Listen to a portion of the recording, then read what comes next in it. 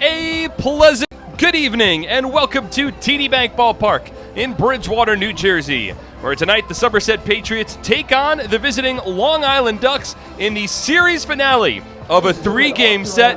It's a matchup of the top two teams in the Liberty Division of the Atlantic League of Professional Baseball. The Patriots having already taken the first two games of this three-game set, and from a Somerset perspective, they hope they can break out the brooms tonight. Well, welcome inside the broadcast booth, everybody. My name is Mark Schwartz. I have the pleasure of being joined alongside Brandon Pelter. Brandon, let's just cut right into the chase. It's a big series. The Patriots have already taken the first two games. It's been great starting pitching for Somerset so far, and that has to be one of the stories of this series. No doubt about it. That's right up there for Somerset. They have gotten depth from their starting pitching, haven't had to use a whole lot of arms from the bullpen, and the lefties continue to just destroy this Long Island Ducks lineup. It was Brett Oberholzer, a left-handed starting pitcher for the Patriots Tuesday night, at one point retiring 19 consecutive batters, ultimately won the ball game. Last night, Thomas Dormany had to labor a bit through his start, but ultimately, Brandon, still 5 scoreless innings. And he only gave up 3 hits along the way as well, so he gave Somerset some length. He really struggled a bit in that first inning, gave up 2 walks, but he capped it off, stranded the bases loaded for the Ducks and let Somerset get out ahead. And then once the Patriots have shifted over to the bullpen, the left-handed pitching has not stopped. On Tuesday night, it was Luis Cruz into Mike Antonini. Last night, Logan Darnell, and again into Mike Antonini. What a season it's been for the Patriots closer. He has been absolutely phenomenal, leading the league the whole way, 21 saves, and we both talked to him after the game last night. It's been an interesting road for him, starter to the bullpen last season, now in that closing position. He's gotten comfortable there. He knows the mindset he needs to be in, and he's comfortable. Oh, the Patriots, once again tonight, they bring another lefty on the mound. It is David Holmberg who will be on the hill for Somerset, the third consecutive lefty against this Ducks team. But let's shift our focus to Long Island for a second, because there's a pretty interesting storyline that took place today. The Patriots released outfielder Darby Myers only a couple of hours ago, and he was quickly scooped up, signed by the Long Island Ducks, and Darby's in the Long Island starting lineup tonight. Yeah, he didn't have to go a whole long way, not a far travel to play in a baseball game tonight. But listen, this Ducks team, they need bats, and they especially need bats that could hit left-handed pitching, only hitting 198. As a team against lefties, they continue to struggle, as we've seen them in this series in 2 games, to put up runs against left-handed pitching. So, for Long Island, it makes sense. I'm sure Darby is playing with a little something extra tonight. Oh, Darby Myers in right field, hitting 7th for the Long Island Ducks in tonight's ball game. We thought there might be some inclement weather, but right now we have a pretty picturesque evening in Bridgewater, New Jersey. Of course, tonight's ball game and the post-game fireworks show tonight is presented by Centenary University, as Somerset wraps up a 3-game series here at home against the Long Island Ducks and wraps up their longest final homestand of the 2019 first half. It's a 6-game homestand. The Patriots have won each of the first 5 games of this homestand. They've won 11 consecutive games at home. And after tonight, they hit the road, and over the final 18 games they play in the first half, 15 of them will be on the road, 3 at home. But they hope to finish off their home win streak with a sweep of the Long Island Ducks tonight. It's David Holmberg leading Somerset out of their dugout down the first baseline. The Ducks leaving their dugout down the third baseline. So we will step aside for tonight's national anthem. When we return, we'll go over the TD Bank starting lineups and we'll get ready for first pitch. It's the Patriots and the Ducks coming up next on SBN.TV, 1450 WCTC and WCTCAM.com. Are you ready for some family fun? Have a ball with everyone. It's a slamming hit. Come on and get patriotic. Today's presentation of Somerset Patriots Baseball is brought to you by Atlantic Health Systems, Brother, Diamond Nation, Flemington Car and Truck Country, Flemington Department Store, Fullerton Auto, Health Quest, Horizon Blue Cross Blue Shield of New Jersey Lottery, RWJ Barnabas Health, Bolari Design, Northern New Jersey ROTC, T-Mobile, TD Bank. It's slamming it, come on, get patriotic. So many good options. Man, I'm hungry. Ooh, let's do healthy today. I think that'll work. The healthy plate. What do we have here? So many good options. What do I choose? We have veggie burger, turkey burger, fruit cup. It all sounds so good, but something's telling me veggie burger. I think I'll have the veggie burger. A lot of great choices here at the Horizon Healthy Plate concession stand.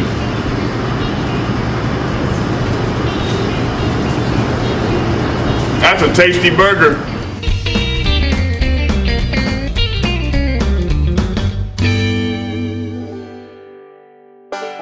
Attention troops, Scout Nights with the Somerset Patriots will be returning to TD Bank Ballpark for the upcoming season on Friday, June 28th, Sunday, July 28th, and Thursday, August 29th. Additionally, our Girl Scout days are set for Sunday, June 30th, and Saturday, September 21st. Troops will have the honor of presenting both their PAX banner along with our nation's colors on the field before the game. A parade around the field will end with the troops lining the infield during the national anthem. Scouts looking to earn badges for presenting the colors and going on a go-see-it outing can fulfill both, all while enjoying America's pastime. Tickets begin at just $8.50 for everyone in the group, with commemorative Scout patches available for just $1.50. Visit SomersetPatriots.com or call 908-252-0700 so you can get involved and have your troop honored at a professional baseball game. Looking for incredible savings and selection on leading brands of furniture and bedding? Visit Flemington Department Store, family owned and operated for over 50 years. Our 2-acre showroom features the brands you want, all at exceptional values. Flemington's highly trained furniture experts are not on commission, so you can experience a pressure-free and informative shopping experience. Come explore the best-kept secret in New Jersey at the Flemington Department Store on Route 31 in Flemington. How about a hand for Bishop George R. High School Chorus with your national anthem. We return to TD Bank Ballpark, getting ready for first pitch of tonight's contest between the Somerset Patriots and the Long Island Ducks. Time now for the TD Bank starting lineups. At TD Bank, expect unexpectedly longer hours that fit your schedule, including weekends. And with 24/7 access through online and mobile banking, you can bank whenever, wherever. TD Bank, unexpectedly human. Member FDIC, TD Bank, NA. For the Long Island Ducks tonight, similar lineup to the one they brought out in the first two nights, managed by Wally Backman, assisted by Lou Ford and Ed Lynch. Ezekiel Carrera leads off in left field. Steve Lombardozzi, the number 2 batter at third base. LJ Mazzilli, the second baseman, hitting third. David Washington moves up to the cleanup spot, with Kirk Neuenheis getting the night off. Washington, the starting first baseman. Lou Ford, the DH, hitting fifth. Ray Fuentes in center field, batting sixth. The former Patriot, as of a couple of hours ago, Darby Myers, hits seventh. He's in right field for the Ducks. Batting eighth behind home plate, Hector Sanchez, and Vladimir Frias rounds up the order, hitting ninth, getting the start at short. As Long Island works against the southpaw, David Holmberg on the mound for Somerset. And for Holmberg, this is 7th start of the season, currently has an 0-1 record, but the ERA at 3.33 has consistently been working well, although it is now past 5 outings, has gotten a no decision. He went 4 innings in the Patriots' 9-7 win over Southern Maryland on the 15th, giving up 7 hits and 4 runs. So the southpaw Holmberg continues a trend of left-handed pitching that the Patriots bring on the bump to work against the left-handed heavy Long Island Ducks lineup. He has finished his warm-up pitches, and it's Ezekiel Carrera who steps into the left-handed batter's box. Holmberg gets the point from the home plate umpire Calvin Baker, and we are officially underway. First pitch of tonight's ball game, 7:09 p.m. Eastern Time. It is a fastball, and it missed low and away to the left-handed hitting Carrera. Now the 1-0 is a chopper back up the middle. Craig Massey to his right bobbles the ball on the transfer, and his throw to first base isn't in time. Backhanded a pick near the second base bag, couldn't transfer the ball, and Ezekiel Carrera reaches first base on an infield single. Likely, we'll see. It is ruled an infield single for Carrera to begin the top of the first inning. Massey been out of the lineup past couple days for the Patriots, shifted right back in. So we'll dive into the Somerset Patriot defensive alignment tonight. Carrera's off of first. Holmberg will work from the stretch, and it's the switch hitting Steve Lombardozzi at the plate.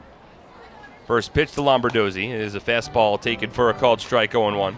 In the outfield from left to right, Ramon Flores, Mike Krause, and Dario Pisano. Along the infield, Ray Navarro is the third baseman, Alfredo Rodriguez at short, Craig Massey plugged back into the lineup. He's the starting second baseman, Will Kenger at first, and Jovan Gonzalez doing the catching. With former big leaguer Holmberg on the mound. 0-1. Swung on in a line drive, hit out to center field, right at Krause. Barely has to move, makes the catch for the first out of the inning. So one out, runner at first. Here's L.J. Mazzilli. The umpires for tonight's ballgame, Calvin Baker calling balls and strikes, Joe Cruz at first, and Matt Chris, the same umpiring crew that we've had this entire week, just rotated. Chris is the third base umpire. So one out, a runner at first. Here's L.J. Mazzilli. If you remember Holmberg in his last time out, that very first inning against the Blue Crabs struggled a bit, was hit hard the first three batters of the game, and Joe Benson, the three-hitter, came up with a two-run home run. Holmberg checks in at first base, and Carrera dives back in.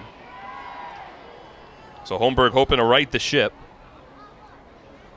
He's had some impressive starts for the Patriots this season. From the stretch, Carrera takes off. Fastball misses up. Gonzalez from the knees throws down to second, and Carrera dives headfirst into the bag safely. A stolen base for Ezekiel Carrera, his first of the season.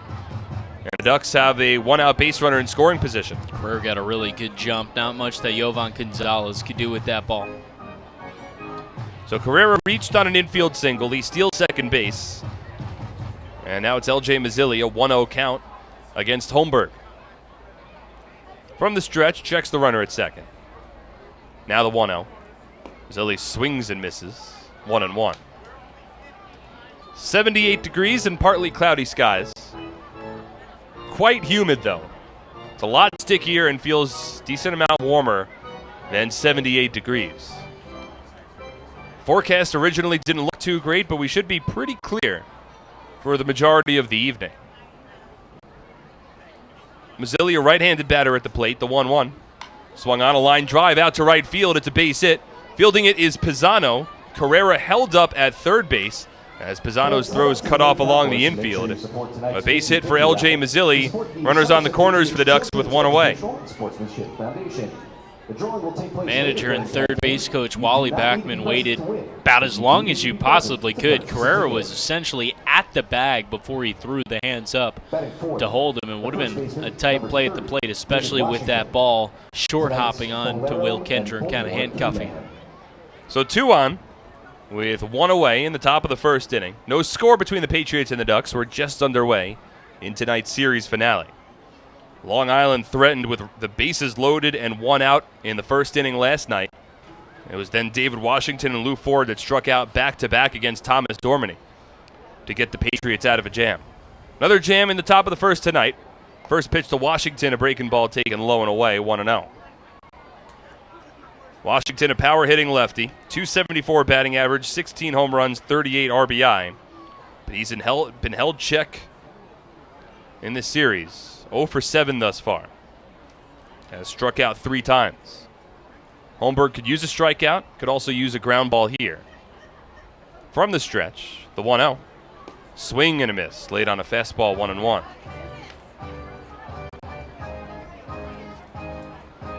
Washington, the league leader in strikeouts, similar to his 2018 season. Last night came up, a couple feet shy of a home run to the deepest part of the ballpark. Holmberg steps off and stares Carrera back towards third. That was in the 9th inning with a pretty heavy fog, and Mike Krause somehow able to make the play. He's got runners on the corners with 1 away. The 1-1. Breaking ball finds the outside part of the strike zone, 1-2. Middle infield at double play depth.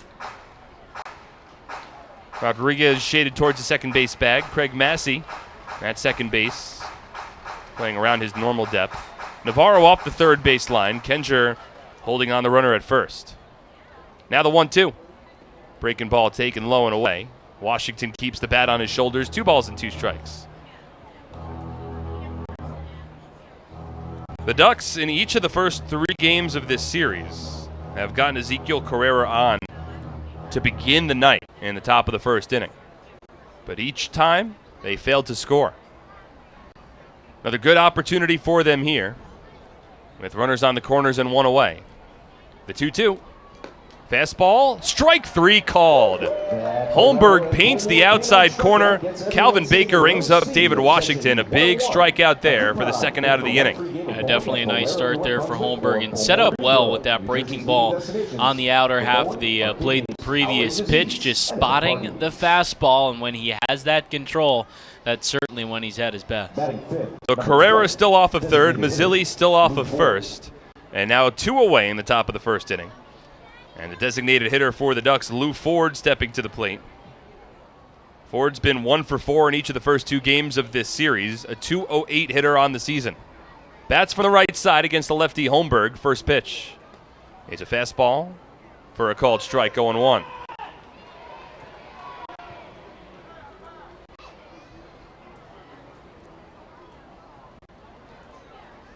No runs on 2 hits for the Ducks here in the top of the first inning. Carrera led off with an infield single, stole second base, advanced to third on a base hit from L.J. Mazzilli.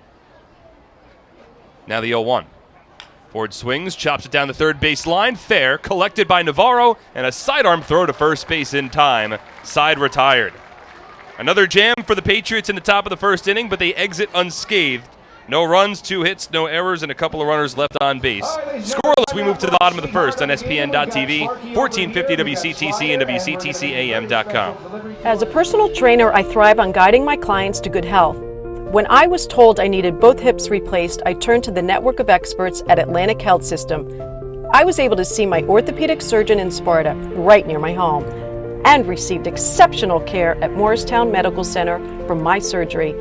I was able to teach, motivate, and inspire again. Where you go for orthopedic care matters.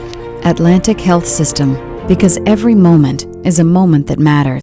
Somerville Aluminum is proud to announce our greatest remodeling project yet. Valari, new name, same great company.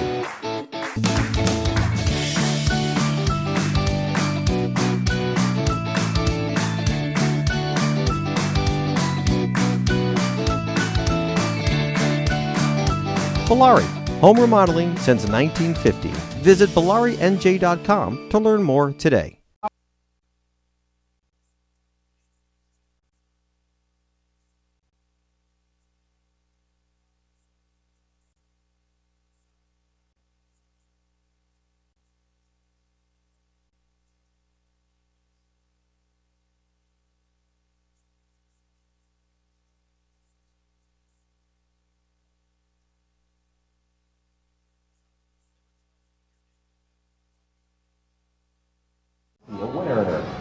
Somerset Patriots would like to welcome Bottom of the first inning, scoreless between the Patriots and the Ducks. Quickly, the Somerset Patriots TD Bank starting lineup, managed by Brett Jody, assisted by Glenn Barker, John Hunton, Fox Beyer, and Mike Francoso.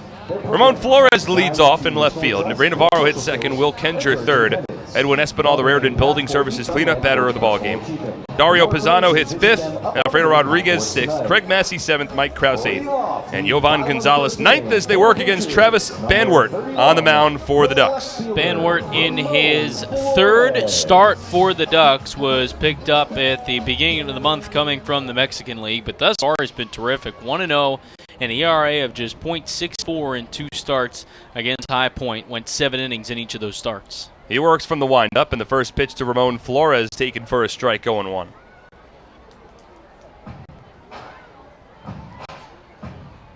Struck out 14 batters over those 14 innings with 3 walks and opponents hitting 146 against him. As Flores swings in, drives a base hit into right field. Turning on a fastball from Banwert.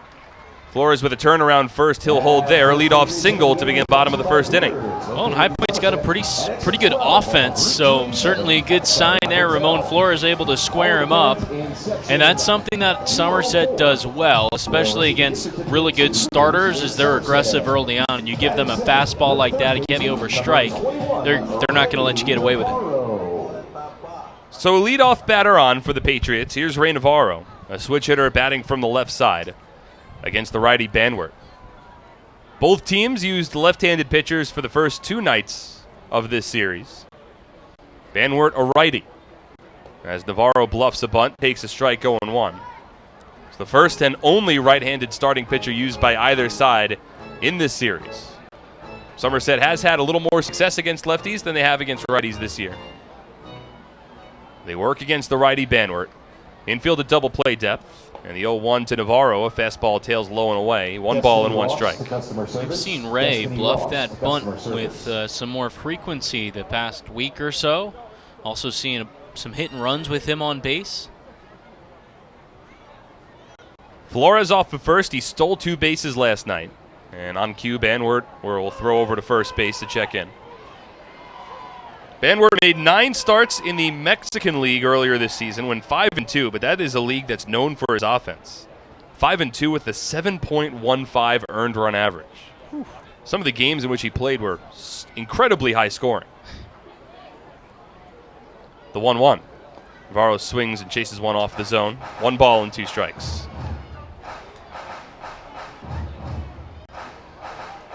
I mean, looking at his game log, there was a 9-6 win, a 13-5 win. 14-11. 14-11, a 16-13 loss. Took the no decision, giving up 7 runs through 4 1/3. So he's come over to an Atlantic League where the offense might not be as prestigious. Potent, that's probably a better word to use. 1-2. Breaking ball, top to foul. Navarro with a slow swing on a slow curve, got a piece of it to stay alive.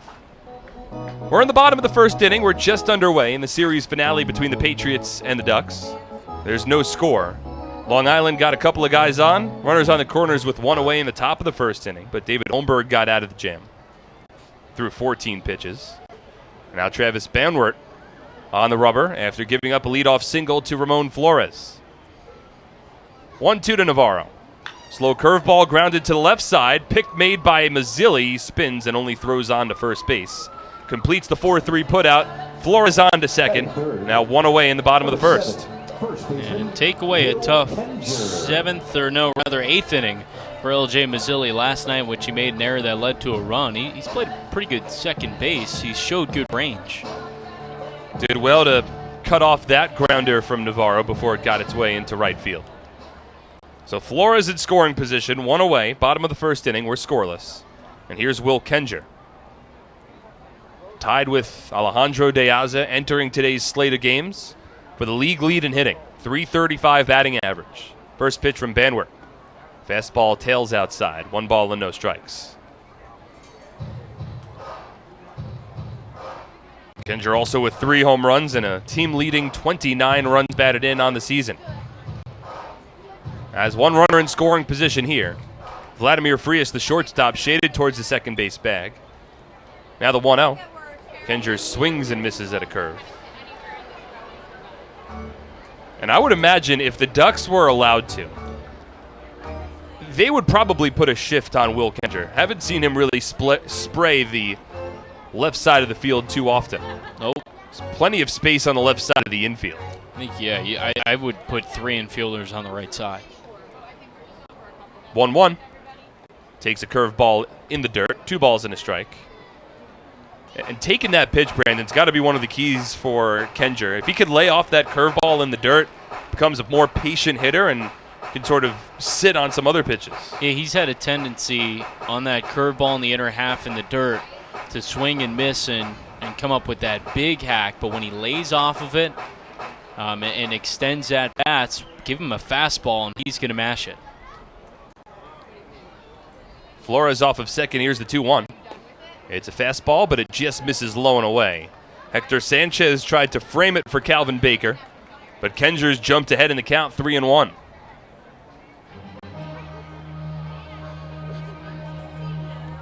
Flores led off the inning with a line drive base hit to right field. Travis Banwert has allowed just 1 earned run over 14 innings thus far this season. 3-1 to Kenger. Swing and a miss. Looked like a changeup there. First one we've seen from Banwert tonight. And Kenger way out in front, pulled the strings. On a hitter's count, sitting dead red fastball there, 3-1. It's a good pitch by Banwert. Gets Kenger out in front. Right fielder Darby Myers playing quite deep against Kenger. Near the warning track, the 3-2. Swung on and missed, strike 3. Slow curveball from Banwart gets Kendra down swinging, and there's 2 away. The PC Richmond Sun cleanup hitter of the ball game. The designated hitter. So Flores at second, and now 2 away.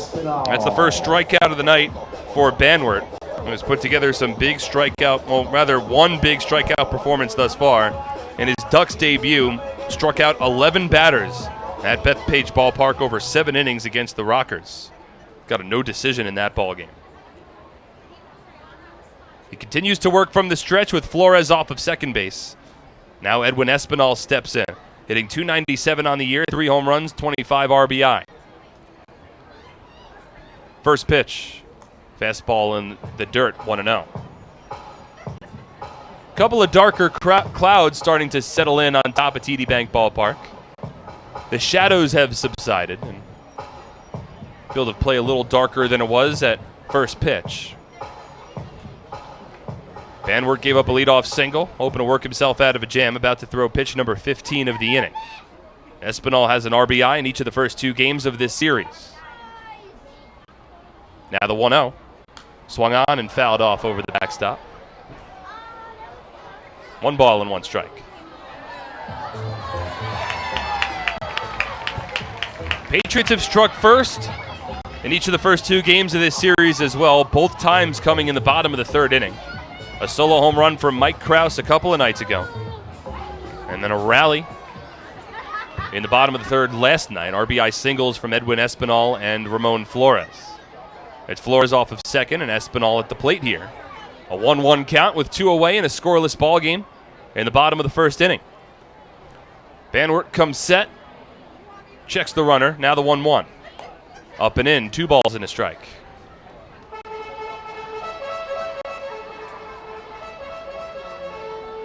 Thirteenth professional season of baseball for Travis Banwart.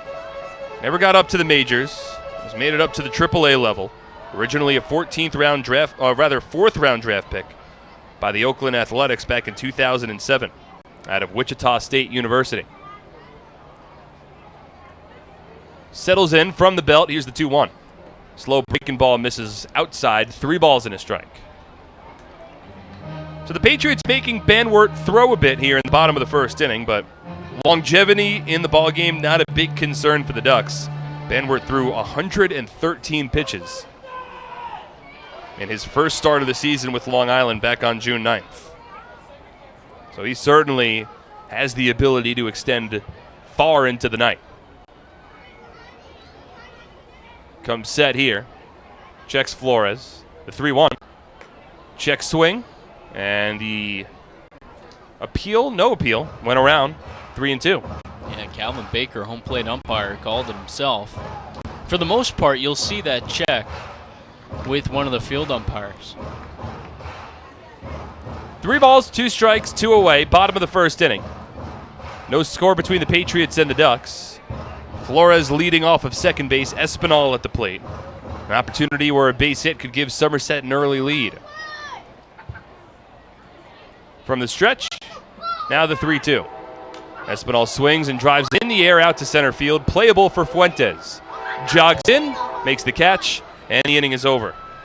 So no runs for the Patriots on a hit, no errors, and 1 runner left on base. Scoreless as we move to the 2nd on SPN.TV, 1450 WCTC and WCTCAM.com. It's time to celebrate with a birthday party at a Somerset Patriots game. Introducing our exclusive Domino's All-Star birthday packages for the upcoming season. Got a kid you want to have remember a special birthday for years to come? Well, the Patriots have 3 different kid-specific birthday packages that'll make their next birthday the most memorable one yet. Book a party package and upper box seating, enjoy an all-you-can-eat barbecue buffet in the NJM picnic area, or elevate your party into a fun-themed private suite uniquely designed for kids. Every Patriots party also comes with a crowd rendition of Happy Birthday with the birthday child on the field, a birthday t-shirt, an autographed baseball, and birthday invitations. Contact our group sales department for more information on how to celebrate a birthday in style today.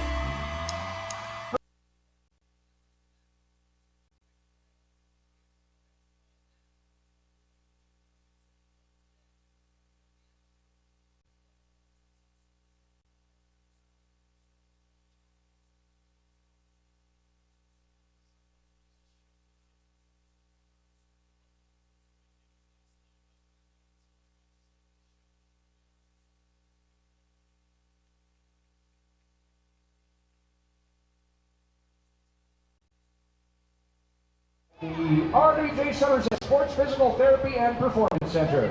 Attention fans, open up your Somerset Patriots app to enter in the... Looking for a great deal on a car? You'll score big savings at your Tri-State Ford dealer, proud sponsor of Somerset Patriots baseball. Visit tristateford.com for more information today. Hey fans, all season long, the Somerset Patriots have teamed up with AARP New Jersey to offer its members discounted tickets to every Sunday home game. Just mention the code PATRIOTS3 and that you're an AARP member to get a 50% ticket discount to any Sunday home game. Be sure to visit their website at aarp.org today for more information on how you can become a member. AARP, real possibilities. Ray Fuentes leads off in the top of the second inning. Scoreless between the Patriots and the Ducks. 6-7-8 due up. First pitch from David Holmberg, a fastball low and away, 1-0. So it'll be Fuentes, followed by the former Patriot, Darby Myers, and Hector Sanchez. Now the 1-0. Fuentes takes a fastball outside. 2 balls and no strikes. No runs on a couple of hits for the Ducks in the first inning. No runs on a hit for the Patriots in the first inning as well. The 2-0. Fuentes swings, grounds it fair down the first base line. Golfed up by Will Kenger, and he takes it himself to the bag for the first out of the inning. So here comes Darby Myers. An interesting story certainly today. He had been sitting on the disabled list for quite some time, I believe since about June 5th for the Patriots, and he was ready to go. He was healthy today. He wanted to come off the disabled list, and the Patriots recognized that they didn't have a spot for him on the roster. So they released him, and the Ducks quickly swooped in, picked him up, and now he's starting for Long Island. First pitch swinging, and he taps a fastball from Holmberg foul, 0-1. We've seen he certainly has a ton of speed on the base pads. And in a team that struggles against lefties, you'll take whatever you can get. Overall, a .214 batter this season with the Patriots. No home runs and 3 runs batted in. Still owns the season high with 5 hits in a game. That came against the Southern Maryland Blue Crabs back in late May. The 0-1 swung on and fouled off over the backstop towards the press box, and it's an 0-2 hole. Guy that Somerset was certainly excited about. Won the batting crown a few years ago, but just really never started to find his groove. Now the 0-2 from Holmberg. Breaking ball, chopped foul, and Myers able to stay alive. He was the 2017 Atlantic League batting champ with the Bridgeport Bluefish. Also had a strong 2016 season with the Southern Maryland Blue Crabs. In fact, Somerset was excited at the beginning of the season. They had the last 2 reigning batting champs on the roster in Myers and Massey. 0-2. Swung on and missed, strike 3. Breaking ball in the dirt, short of home plate. Myers went chasing. Gonzalez completes the putout to first, and there's 2 away. Just burying that breaking ball in the dirt. Second strikeout of the outing for David Holmberg. And it seems like as he's settling in now a little bit, both of his strikeouts, he's been able to have the good control on the first one, using the fastball in the outer half, here the breaking ball in the dirt. Starting to mix things in. 2 out, nobody on, top of the second inning. Now the switch-hitting catcher, Hector Sanchez. First pitch. Swings and lines one into center field. It's over Craig Massey, and it rolls its way to Mike Krause. 2-out base hit for Sanchez. That's the 3rd hit of the night for the Ducks, and a 2-out base runner here in the second. Sanchez, another player that his splits between lefties and righties isn't exactly what he would want. But he's able to come through, attacking the first pitch fastball there from Holmberg. Long Island overall as a team, Brandon, not exactly a great batting average against lefties. Yeah, no, I mean, sub 200 as a team. Came into the series hitting 204 down to 198 after 2 tough days against Patriot lefties. First pitch now to Vladimir Frias, the former Barnstormer, bats from the right side and takes a fastball low and in, 1-0. It's the reason why the Patriots shuffled around their rotation a bit to line up David Holmberg for tonight's start. Wasn't exactly his turn in the rotation, but he's pitching on normal rest, the 1-0. Frias swings and chops it foul.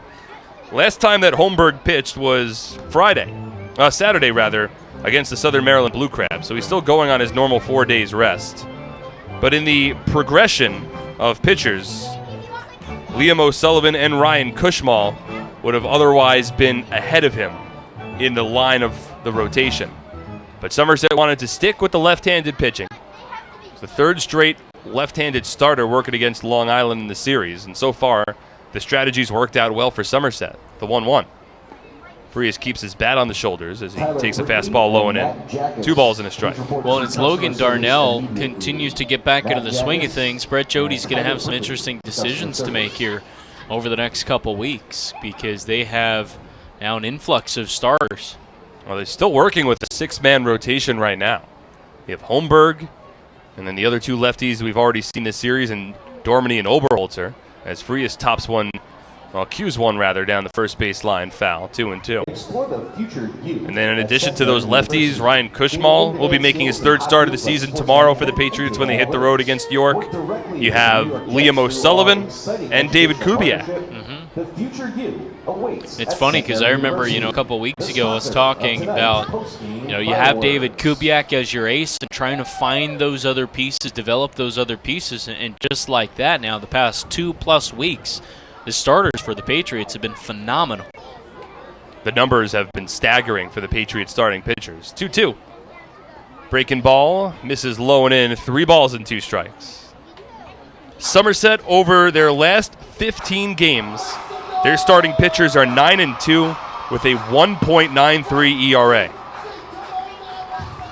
That's just 20 earned runs over 93 1/3 innings.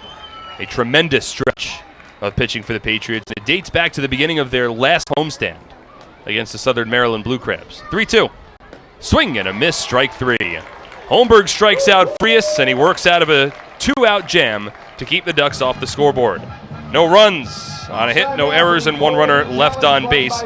We head now to the bottom of the second. Somerset and Long Island scoreless on SPN.TV, 1450 WCTC and WCTCAM.com. At Flemington Car and Truck Country, we've been satisfying customers for over 40 years, providing selection. With 16 manufacturer brands plus over 500 available certified pre-owned vehicles. Convenience. With all our dealerships located on Route 202 and 31 in Flemington. And satisfaction. With positive reviews praising our business model every day. We'll never take our customers for granted. Flemington Car and Truck Country. Every day, we're here. Happy with this year's tax refund? Probably not. Well, Flemington Department Store can't change the tax law, but can make things less taxing by crediting you double the sales tax on most top-quality brand sofas, chairs, recliners, bedroom and dining room sets, proudly showcased in Central Jersey's largest showroom. That's right, Flemington is paying your sales tax plus giving you a matching credit when you buy furniture, plus free delivery. The double sales tax credit event is going on now, only at Flemington Department Store. Come on. Come on.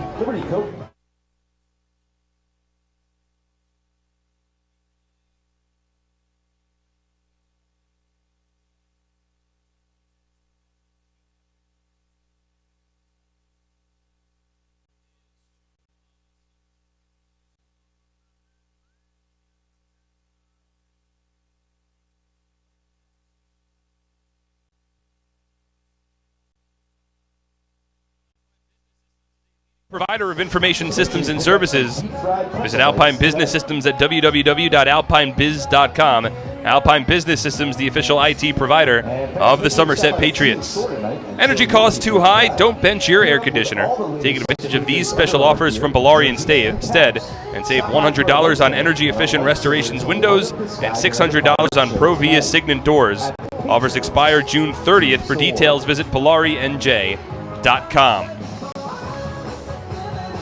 No score. We're in the bottom of the second inning. Mark Schwartz alongside Brendan Pelter on the voice of Central Jersey, 1450 WCTC, as well as SPN.TV. Mike Lawrence running our boards.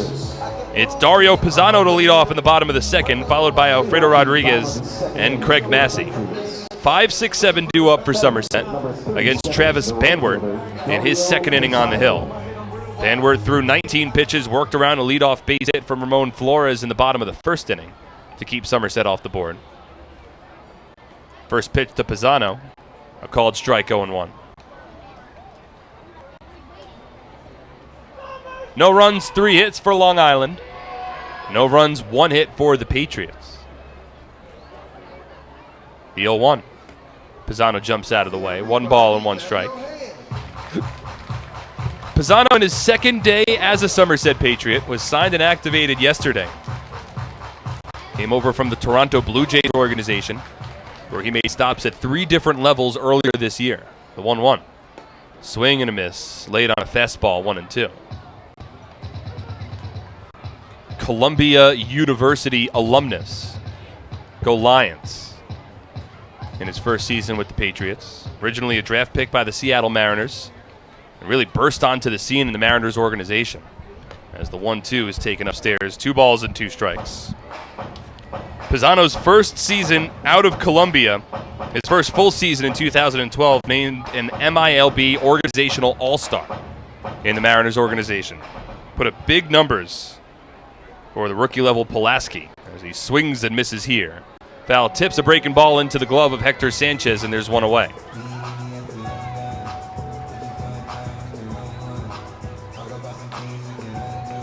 So for Banwart, that's his second strikeout of the night.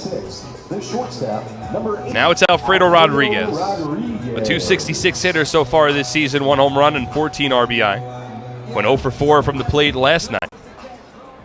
Had a big 2-run single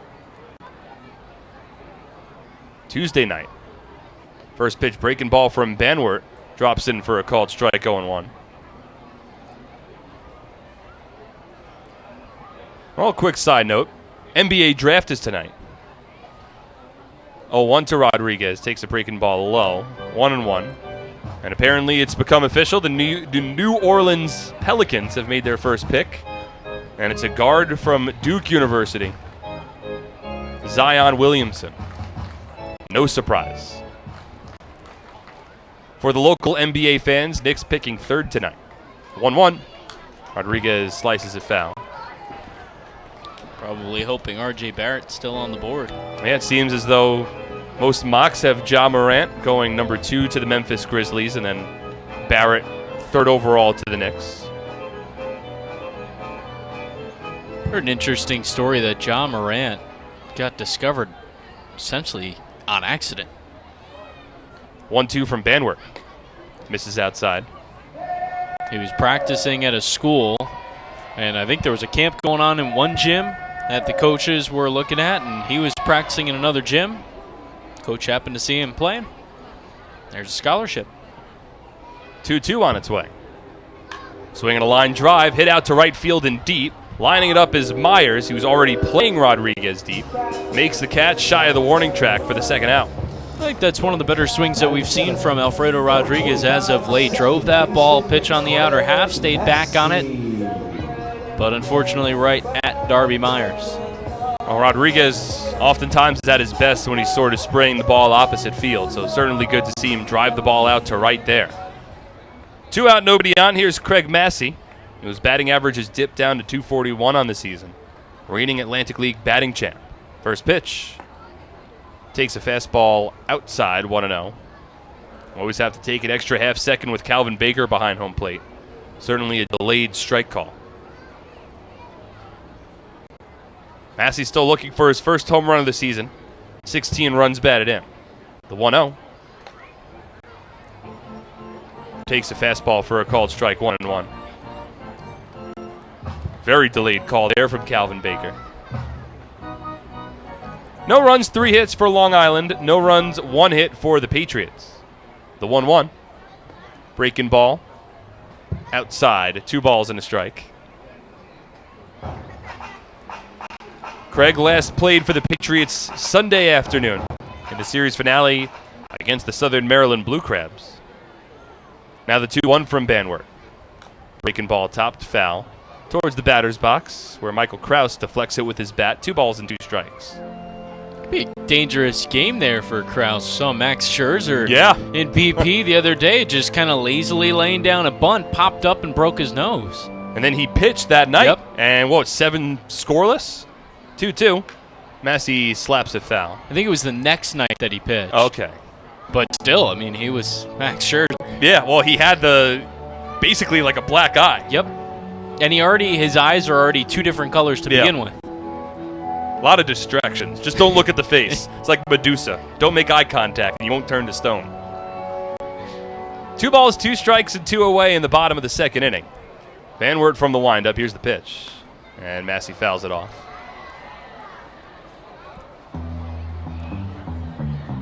Craig having the last couple of nights off with left-handed starting pitchers on the mound for the Ducks. Scott Kelly starting in his place and having a strong game last night. Now the 2-2. Fought off again, and Massey working a tough at-bat here against Van Wert. Was now thrown 36 pitches thus far. And with the way that Scott Kelly's been playing lately, Craig Massey was an everyday starter, top of the order for the Patriots at the beginning of the season. No real knock on Massey, but Kelly's just forced his way into more playing time. It's hard to ignore. Here's the 2-2 to Massey. Breaking ball, sliced down the left field line, giving it a look is Carrera, but it lands in the Ducks bullpen, foul. Still a 2-2 count. And for Scott Kelly, then last night, a 1-for-2 day, but he scored a run with a stolen base, sac fly RBI, laid down a sac bunt as well. Patriots are, 7-1 in his last 8 starts now. 2-2 on its way to Massey. Fought off again. That's now 6 consecutive foul balls against Travis Van Wert for Craig Massey. And he will see a 10th pitch of this battle.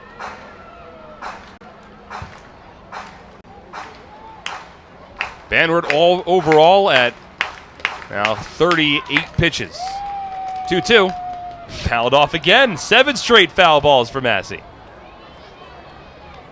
And if nothing else, working the count against the former Oakland A's farmhand.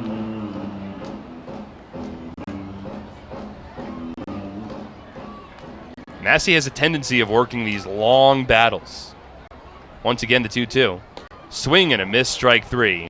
Van Wert finally gets Massey with a curveball, and it's ultimately a 1-2-3 inning for Travis Van Wert. No runs, no hits, no errors, and nobody left on base. Scoreless as we move to the third on SPN.TV, 1450 WCTC and WCTCAM.com. Attention troops, Scout Nights with the Somerset Patriots will be returning to TD Bank Ballpark for the upcoming season on Friday, June 28th, Sunday, July 28th, and Thursday, August 29th. Additionally, our Girl Scout days are set for Sunday, June 30th, and Saturday, September 21st.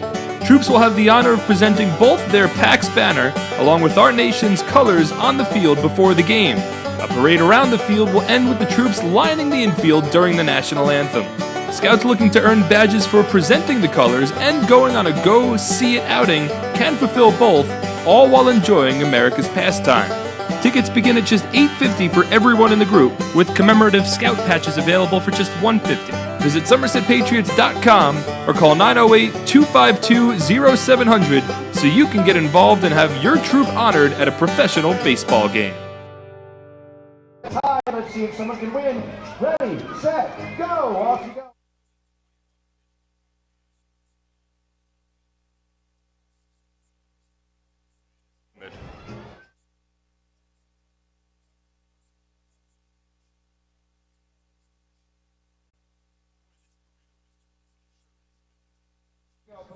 Down. We got some power cards for you from David Buster's, and for you guys, we got some consolation cards as well. David Buster's, everybody in Woodbridge, home of the Eat and Play combo. Nice job, guys.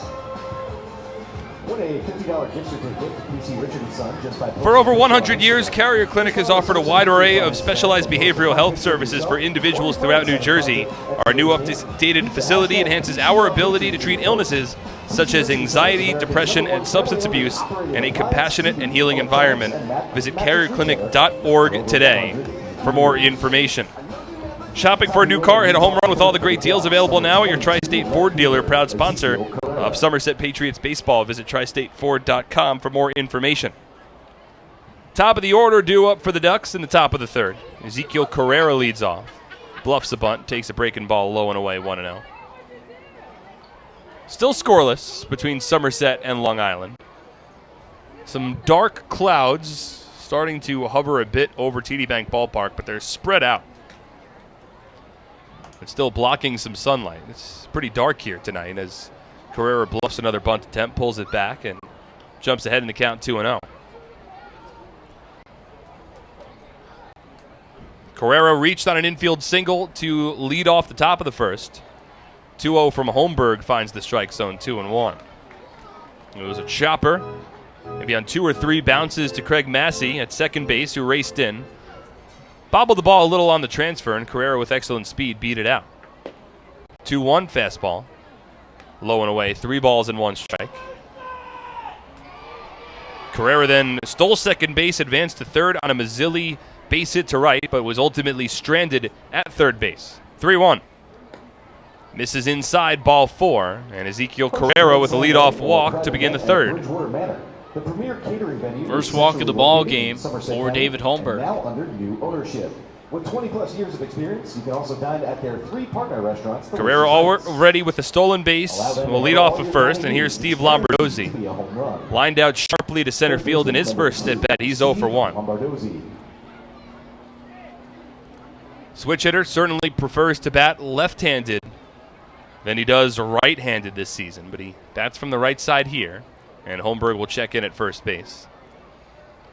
Carrera, when he reached in that first at-bat, pretty handily took second base, so expect Holmberg to pay much more attention to him. Holmberg was at 28 pitches through his 2 innings. Travis Banward at 40 pitches through 2 innings. First one to Lombardozzi, taking a little high, 1-0. A 21-pitch, 1-2-3 inning for Travis Banward. Included an 11-pitch strikeout of Craig Massey. No runs on 3 hits for Long Island, no runs on 1 hit for Somerset. Infield at double play depth. The 1-0. Lombardozzi takes a strike, 1-1. Well, this is certainly an important ball game between these 2 teams. I've already talked about it. The Patriots taking the first 2 games of the series. They enter tonight 1 game up on the Long Island Ducks and sole possession of first place in the Liberty Division. First time since May 19th. Now the 1-1. Holmberg with a sidestep delivery home and the fastball taken low and in, 2-1. We're approaching the latter stretch of the first half. This is game number 52 in a 70-game half. After tonight, Somerset with 17 games remaining in the half, 14 of which on the road, just 3 more at home. And those 3 home games will be against this same Long Island Ducks team, not this coming weekend, but the following. Holmberg will check in at first base and Carrera back standing. So there's still a lot of baseball to play, and look, even behind the Long Island Ducks, still a close Liberty Division. The Rockers 2.5 back, the Bees 5.5 back. All teams in the division above 500 with their records. A stark contrast to the Freedom Division, where only the Sugarland Skeeters are above 500. Holmberg will throw over to first again, and it's Carrera back standing. There's 3 other games underway in the Atlantic League. The Rockers, who have enjoyed a bit of a win streak of their own, they've won 4 in a row. They're in front of the Lancaster Barnstormers 4-2, middle of the 5th inning. Skeeters on top of the Revs, 4-2 in the top of the 5th, and the New Britain Bees trailing the Southern Maryland Blue Crabs 5-2 as Carrera goes, and Lombardozzi grounds one to third. Turn to second wasn't in time, but Massey throws it on to first, which is in time to get Lombardozzi. And it's a good thing that Carrera was running, or else the Patriots turn 2. Good old 5-4-3, 1 out. And I was surprised that Navarro went to second base there. Off the bat, didn't seem like he would have a play at second, whipped it over, and it was certainly close, but I think it was the right call. Carrera got in there at the back. So once again, Carrera in scoring position with 1 away in the top of the 3rd, in an identical situation to the one the Ducks saw in the top of the 1st inning. Holmberg checks Carrera, works from the stretch, and the first pitch to Zilli, a ground ball to third, in between hops, scooped up by Navarro. A throw on to first base. Boy, he has made those plays look easy this season, but Brandon, that is not an easy pick. No, not a chance. He's been playing a heck of a third base. Brett Jody said it to us on Monday when we got a chance to chat with him. He is just getting good reads, and that's all it is, finding that hop and where you like to play it, and it seems like he favors that short hop. Well, that pick there from Navarro was not an easy chance. Deflects off of his glove, and the Ducks might take the lead. Instead, 2 out, runner at second, and now David Washington, the batter. Came to the plate with runners on the corners and 1 away in the first inning, and ultimately struck out looking. One of 2 strikeouts thus far for the former Major Leaguer David Holmberg. He's allowed 3 hits, 1 walk, and has struck out 3 to this point. Carrera off of second. First pitch. Washington takes a fastball outside, 1-0.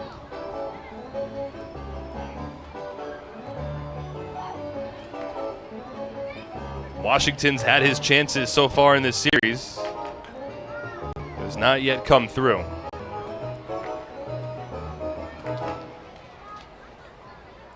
Overall against the Patriots, 3 for 16 so far this season. A couple of doubles and 1 run batted in.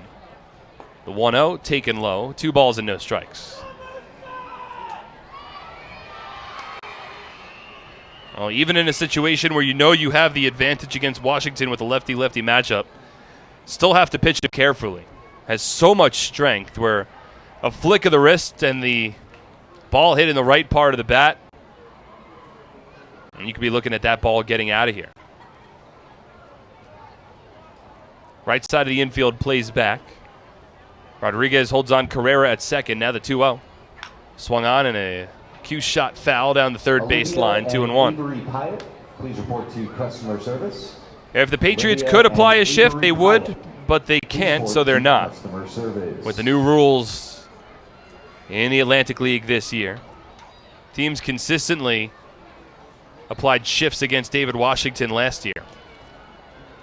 That's normally when he hits the ball on the ground. When he hits it in the air, he's got power to all parts of the field. And an opposite field 3-run home run against the Patriots in the postseason last year. Slightly open stance, now the 2-1. Checks his swing, but he takes a breaking ball for a strike, 2-2. Carrera led off this inning with a walk. Got to second base while running on a ground out from Steve Lombardozzi. Held at second after L.J. Mazzilli chopped out to third. And now remains in scoring position with David Washington at the plate. 2-2 on its way. Fastball outside, 3 balls and 2 strikes. Long Island struggled with runners in scoring position in last night's ball game. They lost the game 4-1. They were 1 for 7 with runners in scoring position a night ago. Especially early on in that ball game, they had a lot of opportunities, but could not get that clutch hit off of Thomas Dormady. That's when he was really able to bear down. Full count with 2 away. Carrera runs, and Washington checks his swing. Appeal to third. Did not go around, ball 4. And Washington will take first. Meanwhile, Carrera steals third without a throw, and the Ducks have runners on the corners. Boy, that was awfully close. It's difficult out there for Matt Chris. He's standing behind the mound on the left side of the second base bag with just a 3-umpire crew. It's not like you would see in the majors with 4 umpires and a man stationed behind that third base bag. Certainly a tough angle for Chris. It's a stolen base for Carrera, his second of the night. Washington takes first, and now same situation Lou Ford found himself in the first inning. Runners on the corners with 2 away. In the first, Ford grounded out to third base. He's 0 for 1 tonight. Washington held on. He's got speed at first base. The first one to Ford chases it out of the zone, 0-1. Washington with a deceptive amount of speed, 10 steals in 11 attempts. He leads the league in home runs. He ranks 3rd in the league in stolen bases. Held on by Kenger at first. Holmberg comes set. Washington goes, and the 0-1 grounded over to second. Long hop collected by Massey, and a shot-putted throw on to first base. Completes the putout and retires the side. No runs for the Ducks, no hits, no errors, and 2 runners left on base. To the bottom of the third. No score on SPN.TV, 1450 WCTC and WCTCAM.com. Presenting the lowest car prices you've ever seen. wow pricing. Only on Fullerton.com. It'll blow you away.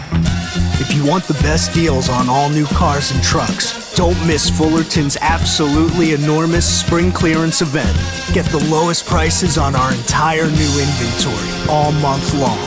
This month only at Fullerton. For over 85 years, in every county across the state, we've protected the health of New Jersey, covering families and businesses through life's big moments and the small ones. Because we don't just work here, we live here too. Over 5,000 local employees, all with the same purpose, taking care of you.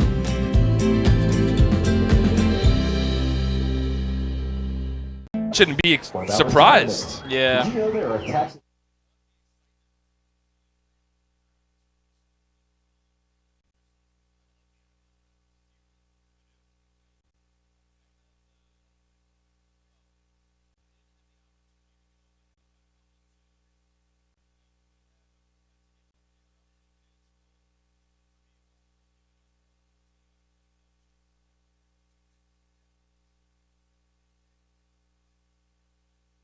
Sticks.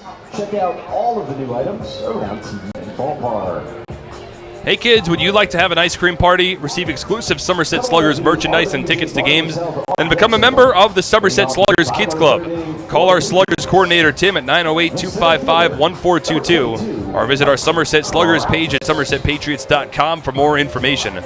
Patriots would like to thank Children's Specialized Hospital for their support of the 2019 Somerset Sluggers Kids Club.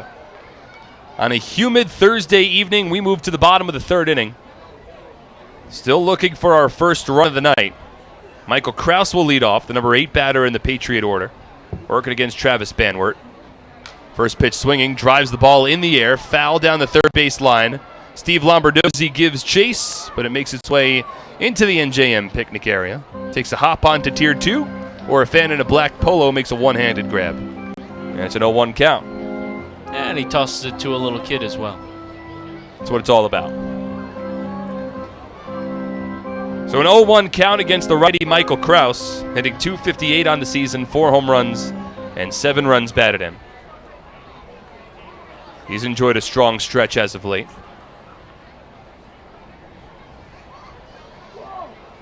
Banwert from the windup. Here's the 0-1. Lays off a curveball outside. 1 ball and 1 strike. For Krause, currently a season-best 12-game on-base streak, over which he's hit 4 home runs. The 1-1. Breaking ball stays up and in. 2 balls and a strike. Hit home runs in back-to-back games, Sunday into Tuesday. Went 2 for 4 last night. His batting average as high it's been in his time with Somerset. The 2-1. Change up from Banwert, finds the strike zone 2-2. And over the course of that 12-game streak, hitting .278, but getting on base at a .381 clip. Somerset has a couple streaks like that going with Mike Ullman, Ramon Flores as well. 2-2 swung on and missed strike 3. And despite Krause getting on base with regularity, he continues to struggle a bit with the strikeouts. That's the 4th one of the night for Banwert, and there's 1 away. Number 4. Pitcher, Jovan Gonzalez. So a little bit of an update for the NBA fans that might be tuned in for this broadcast.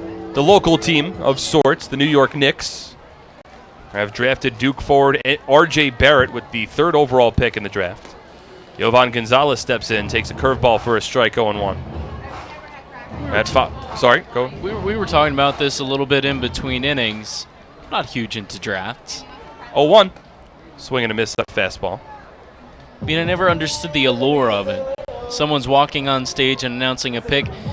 That's not what it's about. I can see the other side of the coin. It's the future. You get excited, but they haven't done anything yet. Here's the 0-2. Breaking ball in the dirt. 1 ball and 2 strikes. But there's certain generational talents that could come in, and this year there's certainly an argument where Zion Williamson is a generational NBA talent. But we all knew where he was going before the draft even started. Well, I mean, with something like that, maybe there's not as much excitement, but I'm sure you can't tell the Pelican fans they weren't excited about tonight. I mean, one draft pick quite literally changes the face of the franchise and changes that franchise's fortunes. Not to mention their ticket sales department certainly ecstatic as the 1-2 taken outside 2-2. You see that video? I haven't, no. There's a video of the ticket sales department for the New Orleans Pelicans on the night that they won the draft lottery, and they just exploded. And it's from a front office perspective, it's very entertaining to watch. 2-2. He takes a fastball upstairs, 3-2. Well, a friend of mine works for the Cleveland Cavaliers, and he has for a couple years now. And I know when LeBron left, a bunch of people left in the sales department. Their jobs got a whole lot harder. Banwert from the windup, now the 3-2. Gonzalez swings and sends this ball in the air out to left center field. Underneath it is Carrera. Calls off Fuentes, makes the catch, and there's the second out. Boy, you know, fortunately for these outfielders, the dark clouds are behind their backs. Because I think, for me at least, you can easily lose that ball. It's a dark gray color. And when the baseballs, they get rubbed up before the game with some mud, so they're not, you know, the pearls that you see when you might buy one. They're not that perfect white. Banwert from the windup. Here's Ramon Flores, only man who's tagged him up so far, and the first pitch misses inside 1-0. Banwert has retired 8 in a row since Ramon Flores led off the bottom of the first with a base hit to right field. Now the 1-0. Breaking ball, called to strike, 1-1. Talked about Krause and his streak for Flores over his now 12-game on-base streak. Only hitting .231, but getting on base .375. 1-1. Called a strike on the outside corner, 1-2. So between Flores at .375, Krause at .381, Ullman now .390. These guys aren't necessarily tearing the cover off the ball, hits-wise. 1-2. Swinging a ground ball to first. Behind it is Washington. He'll take it himself to the bag. And it's another 1-2-3 inning for Travis Banwert. That's 9 in a row retired by the righty. We head to the fourth, still looking for our first run on SPN.TV, 1450 WCTC and WCTCAM.com. It's an unstoppable force, vast and mighty. It's the 101 days of summer, and this year it's bigger than ever. The NJ team is back again. We've got 101 days of prizes with other ways to win via our social channels, text message program, VIP club, and game changers. Find the fun at 101daysofsummer.com from May 24th to September 1st. Anything can happen in Jersey. The apple's giving you charge, followed by the blueberry and the veggie burger. It's going to be Becky.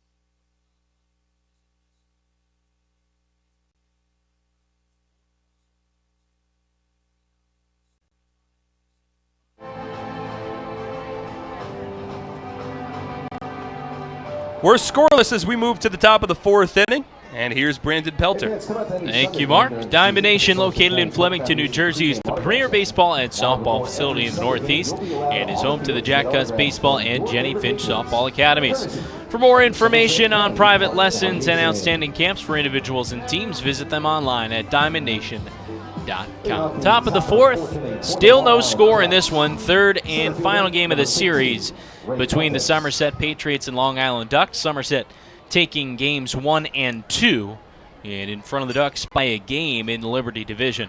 As Ray Fuentes steps up, first pitch misses upstairs. Patriots, with a win tonight, could extend their lead to 2 games And for them, it would just be 16 games left in the first half. 1-0. Called the strike down the outer half. And what's really important, especially moving forward, is the tiebreaker in the season series between these two teams. And right now, Somerset owns a 3-2 lead in the series with 4 games remaining. 1-1. Slow breaking ball misses up and in. The tiebreaker will be awarded to the first team that wins 5 games in this season series. So with Somerset ahead right now 3-2, basically, if they split over the next 4 games, they'll have the tiebreaker. 2-1. Call the strike outer half again. The count even 2-2. And with these teams so close in the first half, that tiebreaker could certainly find its way into play come that first week of July, which is the last week of the first half. Here's the 2-2 from Holmberg. Just misses that outside corner.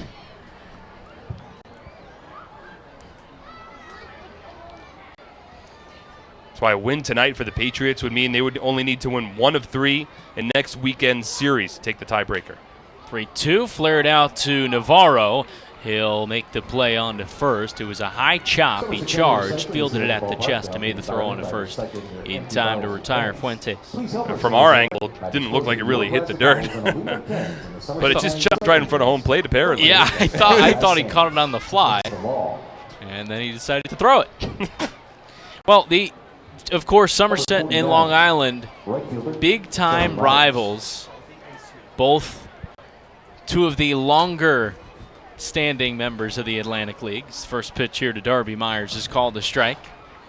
But last night, with Somerset's win, they tied up the all-time series total, both teams winning 184 games apiece. 0-1.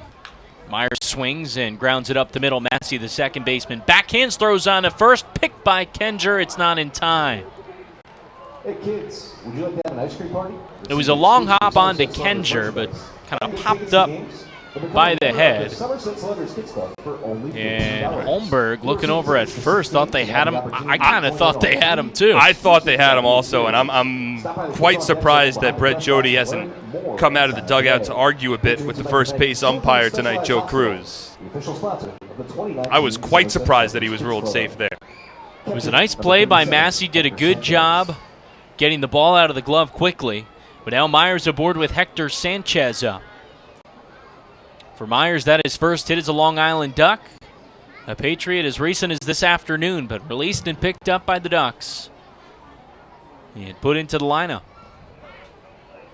Holmberg, the lefty, sets and delivers. Sanchez swings and puts it in the air. Shallow down the right field line. Kenger giving chase, and it'll reach the seats. Do you think you have the best arm in the ballpark?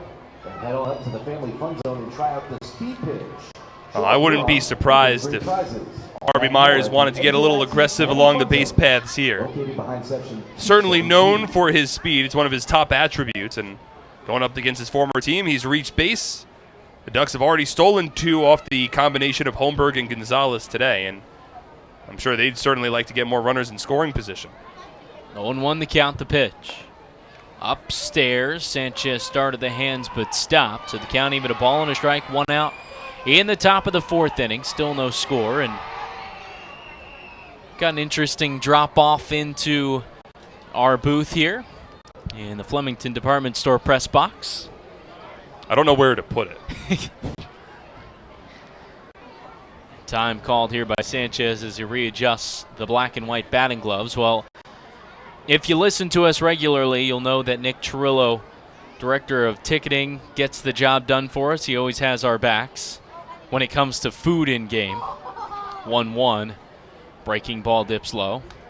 And he came through again tonight with the loaded fries. That's fries, cheese, bacon on there. If you're watching SPN.TV, you'll see exactly what we have with us in this broadcast booth. It's a bit aggressive. Salty and sweet with the fries, the cookies. That's what he said. As well. 2-1 the count on Sanchez. Holmberg delivers. In tight with a fastball. 3 balls and a strike. I mean, the concessions here at TD Bank Ballpark are fantastic, and I'm excited to dive into this. I just don't know exactly what the strategy should be to attack it. Loaded fries being one of the specials for this homestand, along with fried pickles. And then deep fried pretzel balls, right? Pretzel bites. Pretzel bites. There was a throw over to first, and Holmberg kind of held on to it too long and spiked it. Kenger tried to sweep it with a pick and got leather to keep it on the infield and knock it down. But Myers still at first, 1 out, 3-1 the count on Sanchez, the switch hitter batting from the right side. It's a big pick there by Kenger. If he doesn't make that pick, Myers is at least at second base. Another throw over. Yeah, nothing doing. Myers back on his feet. He hasn't gotten too big of a lead off of first. Michael Hunter, please report to customer service. Corinne White, Alex Galanis, Jen Wilson, Michael Hunter. I'm attacking one of these fries.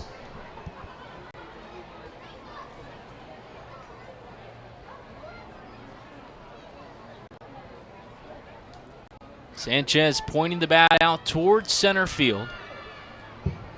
With a pinwheel motion, now brings it back as Holmberg sets in the 3-1.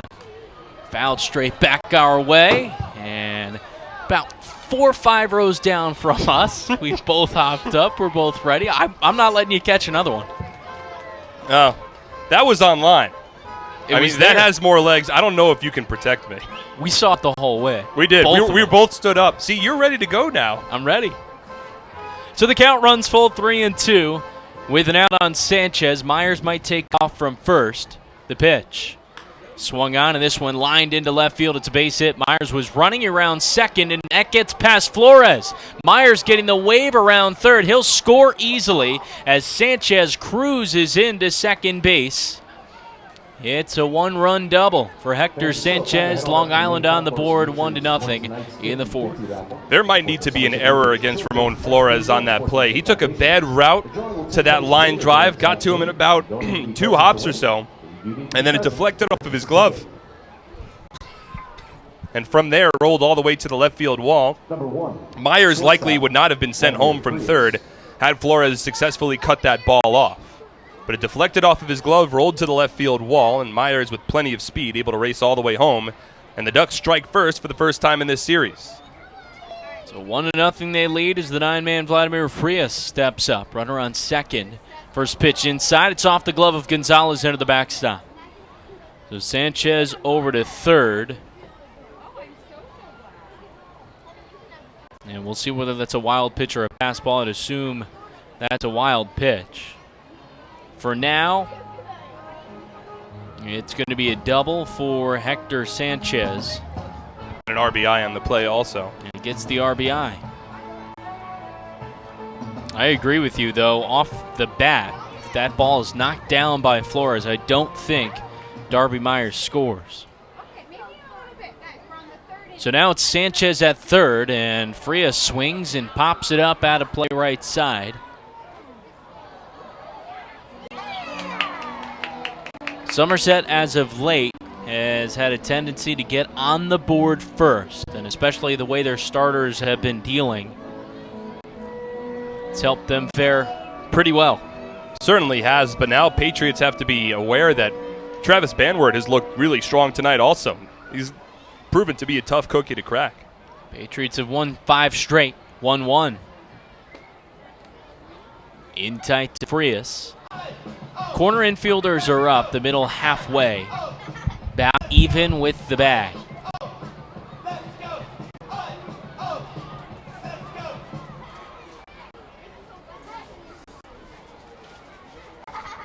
Frias struck out swinging on a changeup to end the second inning. Count is 2-1 with an out on him. Runner on third, the pitch. This is low and in. It's been all inside from Holmberg here on the 9-man.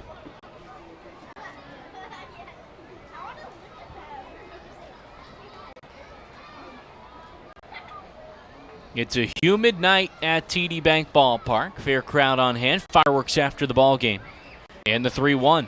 Frias swings and grounds it right at the shortstop Rodriguez. Looks Sanchez back at third and throws on in time for a big out number 2. For providing excellent orthopedic care to our players throughout the season. Certainly a big out there for Holmberg. holds the runner at third, takes away the sac fly, takes away the RBI ground out opportunity as well. Patriots didn't have their infield fully in. Rodriguez was about halfway, but Sanchez isn't the fastest guy on the Ducks, so it would have needed to be a far more difficult play for Rodriguez for Sanchez to even think about racing home from third. Ezekiel Carrera, the lefty, is up next. 1-for-1, had an infield single. He reached down in the first, also walked in the third, and swiped the bag both times he reached. The pitch misses down low. Ray Navarro looking for the bunt. He's toes on the infield grass over at third. The rest of the infield is back. And the outfield straightaway, maybe a little bit shallow for Carrera. Runner on third, 2 away in the fourth. The 1-0. That misses inside. 2 balls and no strikes. Carrera's been a thorn for Holmberg so far. Has reached base in both of his plate appearances. Drew a walk his last time up. Also, the Patriots don't want to let him get on base. He already has stolen 2 bags tonight. 2-0. Swing and a miss. Looked like the changeup from Holmberg. And it's 2-1. These are important situations for Holmberg. You're going up against a starting pitcher that has looked strong and has only allowed 1 earned run so far this season. You can't let the game get too far away from you. 2-1. Breaking ball, that just misses, and Holmberg just standing at the base of the mound, hands on the hips. Didn't say anything. Not quite sure where it missed. Yeah, I mean, he looked like a meme out there right in front of the mound, just staring in towards towards Calvin Baker. And, that's a big pitch in the at-bat. Instead of 2-2, now 3-1. Carrera slightly open stance from the left side. The 3-1 is fouled off his back foot. A couple of gritty performances from the Patriots starters the last couple of nights. I mean, Holmberg has allowed a run, but he seems to have similar kind of stuff to Dormany last night. He's had a little more success with strikes, but he's still walked a couple, and it just seems like he doesn't have his A game tonight, and is just trying to fight his way through this Duck order. 3-2. That one misses low and away, ball 4. The third walk that David Holmberg has allowed tonight. A couple of those pitches during that sequence, not missing by too much, but Holmberg has struggled a bit with his command tonight, so when you're struggling with your command, you might not get those borderline calls. He certainly hasn't gotten them. Carrera's reached base in all 3 of his at-bats, and now for a Ducks team that has struggled to put up runs against Somerset this series, this is a big opportunity where Lombardozzi could open things up a bit. Carrera with speed at first, runners on the corners, and 2 outs in the top of the fourth. The Ducks with a run across to take a 1-0 lead this half inning. We'll see if Carrera takes off, and if he does, we'll see what Yovi Gonzalez does behind the plate. Steve Lombardozzi is up in the pitch. Swung on, and this one hit in the air and well, deep to left center field. It's down and in the alley for a base hit. 1 run will score. Carrera getting the wave. Here comes the throw to the plate. It's off the plate. So another run scores. Now they've caught Lombardozzi between second and third. Gonzalez, the catcher, running after him. He'll toss to Massey, who will chase him down. But it's still a 2 RBI double for Lombardozzi. And the Ducks take a 3-0 lead as the fourth comes to a close. 3 runs played on 3 hits. No men are left on base. And Holmberg with a couple words for the Ducks as he makes his way off the field. Somerset coming to plate in the bottom of the fourth. You're listening to Patriots Baseball on SPN.TV, 1450 WCTC and WCTCAM.com. Attention New Jersey camps, it's time to start thinking about your summer schedule and field trips for your campers. The Somerset Patriots Camp Days have returned for the upcoming season. Head over to TD Bank Ballpark in Bridgewater to check out top-notch baseball for the best price in town. The 2019 camp dates are officially set for Thursday, July 18th, Wednesday, July 31st, and Wednesday, August 14th. The Patriots are welcoming camps with groups of all sizes to come out to the ballpark to enjoy America's favorite pastime.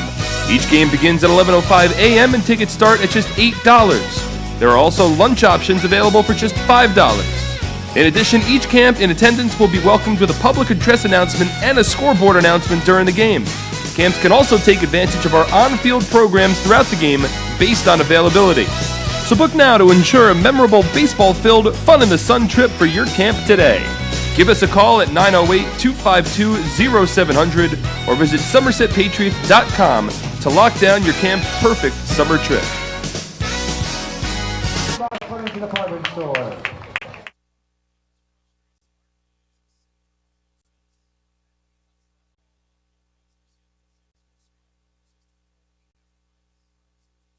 You can't assume that.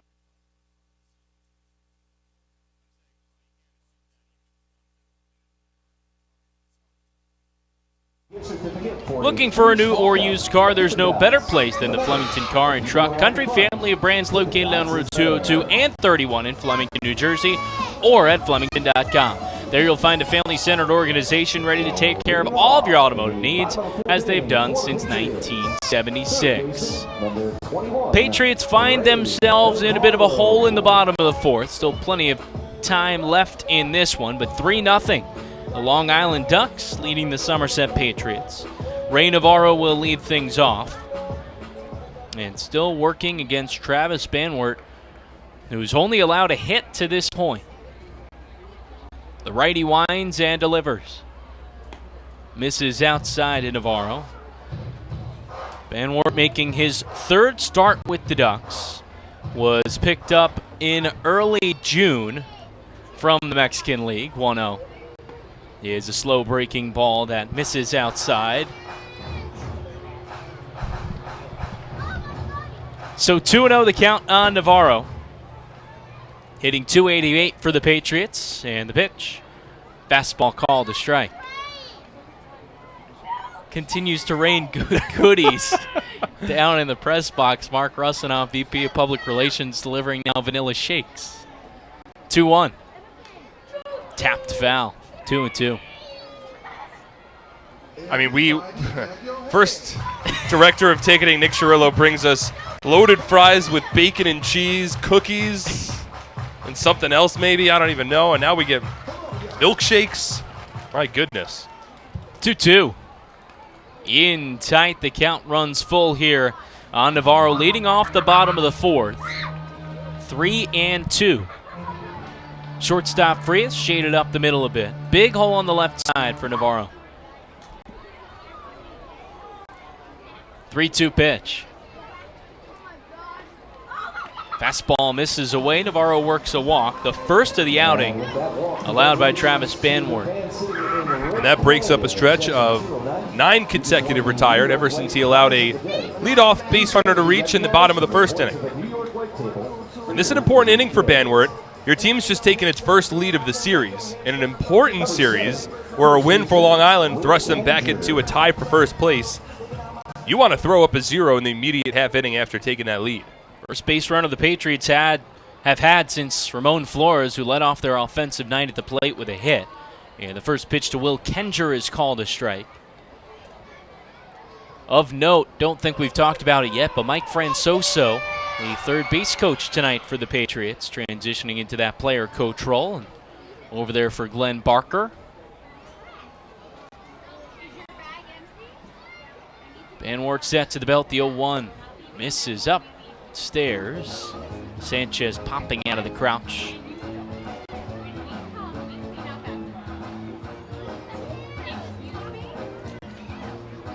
Last night a pretty tough go for Hector Sanchez behind the plate. Got beaten up. Plenty, taking a lot of foul balls. 1-1. Kenger swings and lifts this one to left center field. It's Fuentes ranging over, and he'll make the catch in the left center field alley for the first out. It was a good-looking swing there from Kenger, driving the ball a bit towards opposite field, just a little underneath it. Not as much of a line drive as Kenger likely needed there. So Edwin Espinal up next. Just an out in the fourth. The Patriots down 3, though. And looking for a response. The Ducks 3 runs on 3 hits in the top half of the inning.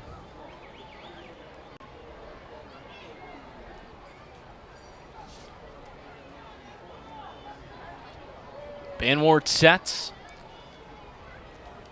Comes home. Espinal takes a fastball down low. Van Wert spent time with the Oakland A's, Cleveland Indians organizations, reached AAA, and was there for 5 seasons from 2009 to 2013 with the Athletics.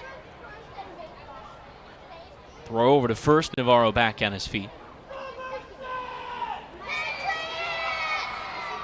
Talked about earlier in the Mexican League, the number is a bit inflated, an ERA north of 7, but a 5-2 record.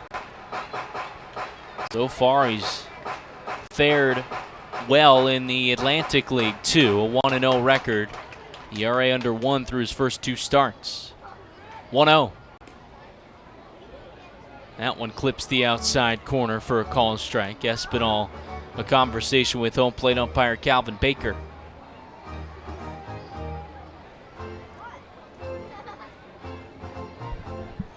Patriots have won 5 straight. Ducks have lost 2 straight, both coming here against Somerset at TD Bank Ballpark.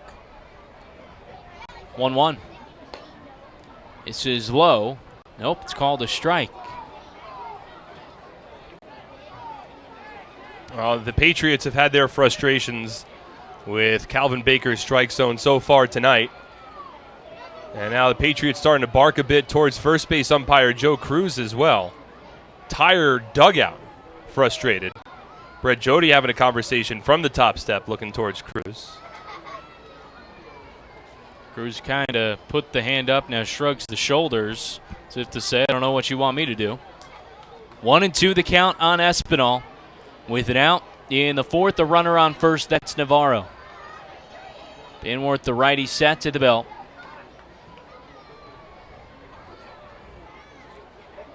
Comes home. Check swing that gets past Sanchez and says yes, a swing. Now Navarro ran to second, over to third. The throw coming from Sanchez, and he's out. Espinal didn't even run as that ball got past Sanchez. He was arguing with Joe Cruz, who's now shooing him away. Navarro took off for second, and Sanchez took his time getting to that ball. So he tried to advance to third, and he was caught stealing there. That's how the inning will end. No runs, no hits. Because of the caught stealing, nobody left on base. Now Brett Jody to talk to Joe Cruz, but we're through 4. Long Island leads Somerset 3-0. You're listening to Patriots Baseball on SPN.TV, 1450 WCTC and WCTCAM.com. I'm fighting cancer. I'm fighting cancer. I am fighting cancer. I fight every day. Every night. Every hour. Every minute. And every second. Robert Wood Johnson University Hospital and RWJ Barnabas Health, together with the Rutgers Cancer Institute of New Jersey, bring the latest research, treatments, and clinical trials close to home. We're fighting cancer. And I'm not fighting alone. Robert Wood Johnson University Hospital. Let's beat cancer together. Nothing is more important than your child's education. The Somerset County Education Association represents the public school employees that make your child's education possible. This includes more than 7,000 teachers, paraprofessionals, bus drivers, nurses, custodians, secretaries, and other outstanding education support professionals. Visit www.sceanj.org for more information. Together, we can prepare our children for the future.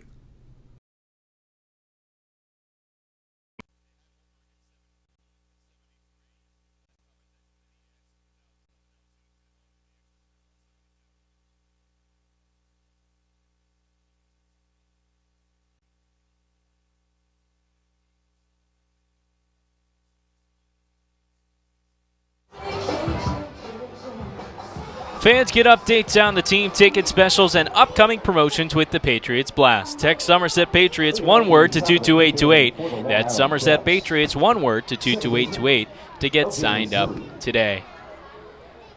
Top of the 5th inning, and it'll be LJ Mazzilli to lead things off.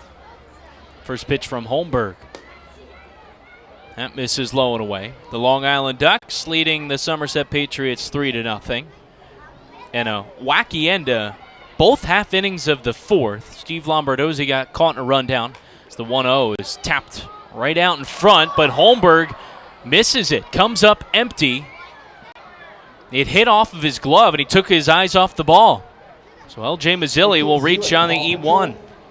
Yeah, that's one of those plays where Holmberg just took his eyes off the ball, just sort of assumed that he was going to make that play, and it's normally a pretty sure-handed pitcher defensively, and just took his eyes off of it, and the ball, instead of finding its way into the glove, hit against the very tip of it.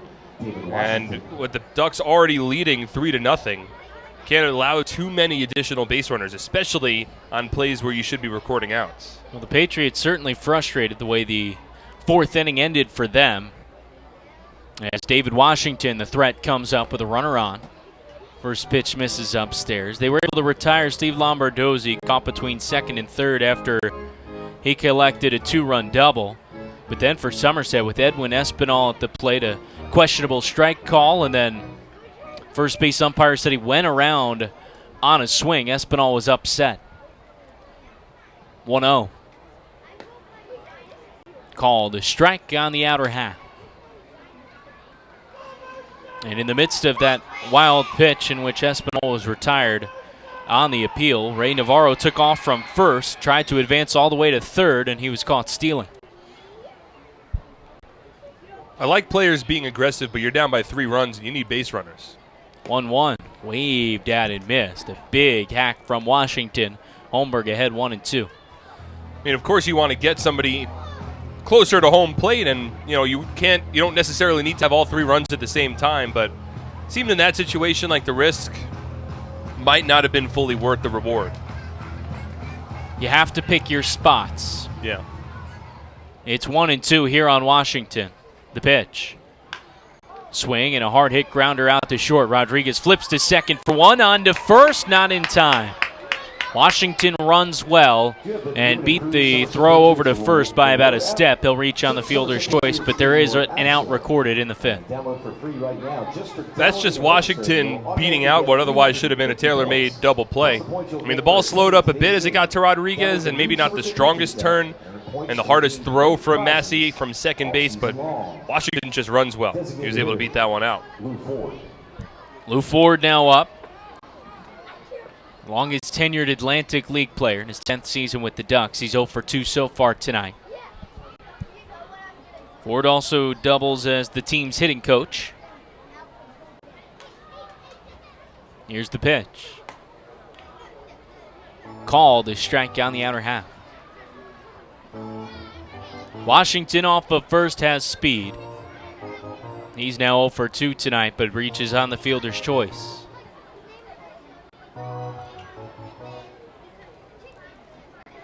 Holmberg, the former major leaguer, with the 0-1. Swung on and chopped foul third base side.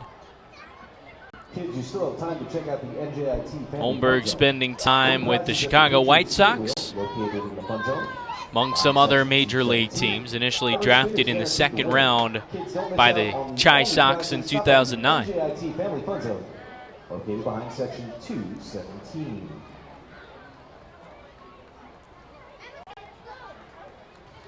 He's 0-2 ahead of Lou Ford, the 5-man, with Washington off of first and an out. The pitch. Swung on, and this one lifted deep to left. Flores looking up, and that one is a no-doubter. It's out of here. A 2-run home run for Lou Ford. That's his 2nd of the season, and the Ducks take a 5-0 lead in the 5th. Well, for the amount of struggles that we had discussed with Long Island against lefties this season, they sort of put those claims to bed tonight, at least for the time being. It's now 5 runs on 7 hits for Long Island, and Lou Ford, a right-handed batter, got a breaking ball that hung a little bit in the air from Holmberg. It didn't break as much as Holmberg would have liked it to, didn't have as much dip, and with it hanging, Ford just put a good swing on it and was able to drill it over both rows of advertisements, straight away left field. Ducks have scored now in 2 straight innings as Ray Fuentes, first pitch swing in, drives this one deep to right. Pisano going back. Krause as well, looking up, and that one's gone. Back-to-back home runs. Ford, now Fuentes. That's his 5th of the season. 6-0. Long Island the lead in the 5th. We knew coming in that Long Island had a lot of power and hadn't seen it yet, at least in this series, but better late than never for this Ducks team, I suppose. Right fielder. As they go back-to-back. First 2 home runs at TD Bank Ballpark this season. That brings up Darby Myers, the former Patriot. Myers reached on an infield single in the 4th, came around to score the first run of the game for the Ducks. First pitch to him. That one misses.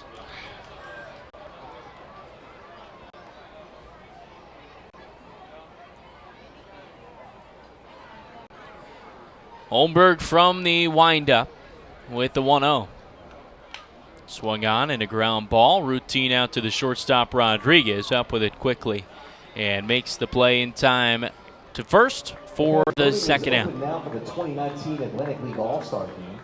Fans can cast their ballots from now through June 30th online at Atlantic League. It's tough to reconstruct the entire inning for the Patriots, but that leadoff error by David Holmberg, you want to get back out there. You just gave up a big inning in the 4th, and the first guy who is at the plate hits a tapper back to the mound, and you can't make the play, and it builds on the frustrations for the team that was already frustrated both in the top and bottom half of the 4th. Hector Sanchez chops one on the ground to short. Rodriguez charges, and he will make the play in time to retire the Ducks in the top of the 5th. They score 3 runs, 2 earned on 2 big flies, and they take a 6-0 lead into the home half of the 5th. You're listening to Patriots Baseball on SPN.TV, 1450 WCTC, and WCTCAM.com. 2, 3, 4. Nailed it! Now let's go play some Quick Draw. Quick Draw! Nothing beats the draw of Quick Draw, the game with over 40,000 daily winners. Find a place and bring your... Happy with this year's tax refund? Probably not. Well, Flemington Department Store can't change the tax law, but can make things less taxing by crediting you double the sales tax on most top-quality brand sofas, chairs, recliners, bedroom and dining room sets, proudly showcased in Central Jersey's largest showroom. That's right, Flemington is paying your sales tax plus giving you a matching credit when you buy furniture, plus free delivery. The double sales tax credit event is going on now, only at Flemington Department Store. Okay, let's kick it off with a power sprint. Go, go, go. Stop. Killer class. Let's go play Quick Draw. Nothing beats the draw of Quick Draw. A $1 bet could win up to $100,000. Find a place and bring your people. To the new owner of Northlands to the ballpark tonight. Visit Northlands in Flemington, the world's largest miniature wonderland. You won't believe your eyes.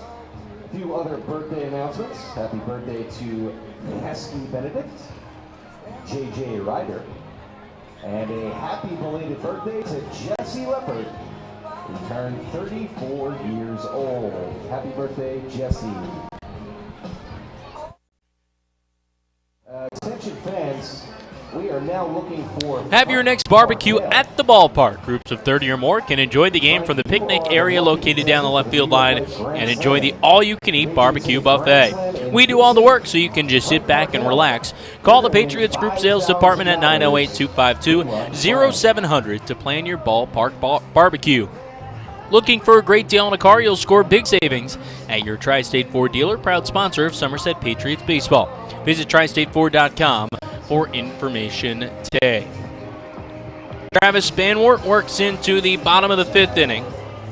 Starter has been solid tonight, has only allowed 1 hit and 2 total base runners, a walk in there as well. They'll face Dario Pisano to lead things off. Long Island leading Somerset 6-0 thanks to back-to-back big flies in the 5th coming from Lou Ford and Ray Fuentes. First pitch to the lefty. Swings and misses. Vince Molesky now getting loose for the Patriots in their bullpen down the right field line.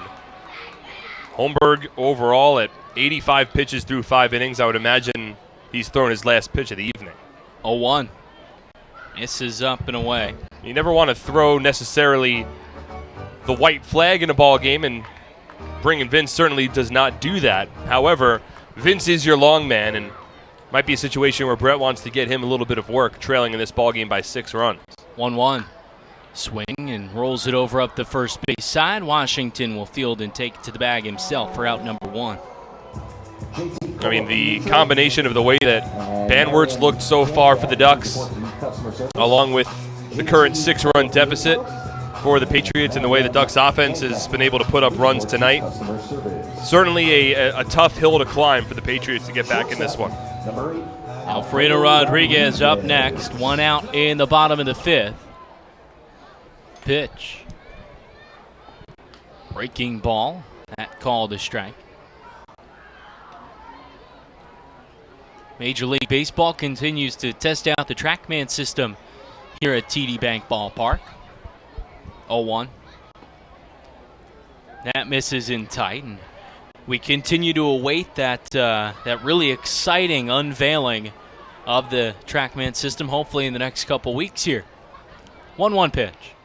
Swung on and a soft grounder over to short. Frias charges, gloves. He can't get it out, though. And Alfredo Rodriguez aboard. Frias was charging hard. That ball hit off the end of Rodriguez's bat and never got the ball out of his glove. Tried to make that quick transfer. No throw from Frias. It's ruled an infield single. Second hit of the game for Somerset, just their 3rd base runner. That all coming here in the bottom of the 5th inning. With 1 away, Craig Massey now up.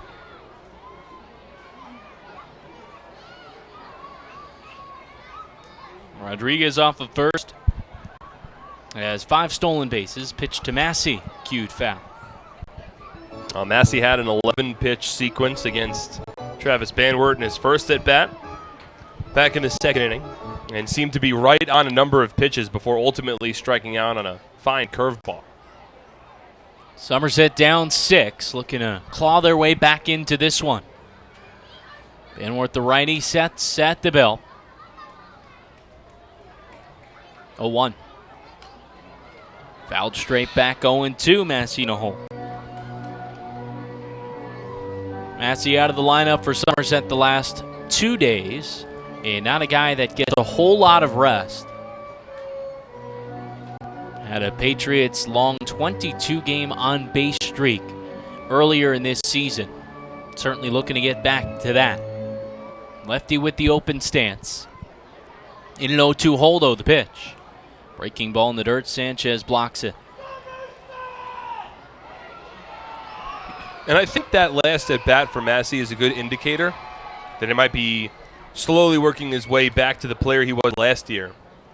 With those shorter swings, fouling off tough pitches, working tough at-bats, and ultimately waiting for the pitcher to make the mistake. Rodriguez off of first with 1 away. And Banwart steps off. He'll look back at first, but no throw. We talked to Massey a couple of weeks ago about, the bit of a struggle that he's had so far this season, and the thing that he always comes back to is timing. He said that his timing has been off at the plate. 1-2. Swung on and on one hop to the first baseman, Washington. Fires to second for 1. Back on to first in time. The 3-6-3 double play retires the Patriots. In the 5th, they trail Long Island 6-0. You're listening to Patriots Baseball on SPN.TV, 1450 WCTC and WCTCAM.com.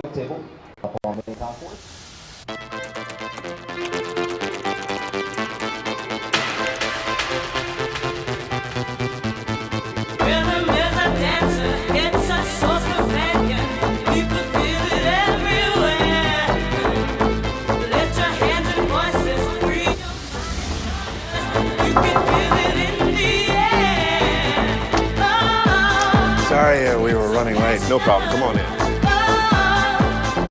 This season, T-Mobile is partnering with Little League to make sure every kid can feel like an all-star.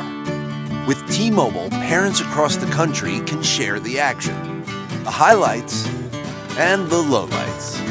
And the stars of tomorrow get a chance to shine today. From Little League to the big leagues, T-Mobile has you covered. Now connecting 99% of baseball fans. T-Mobile.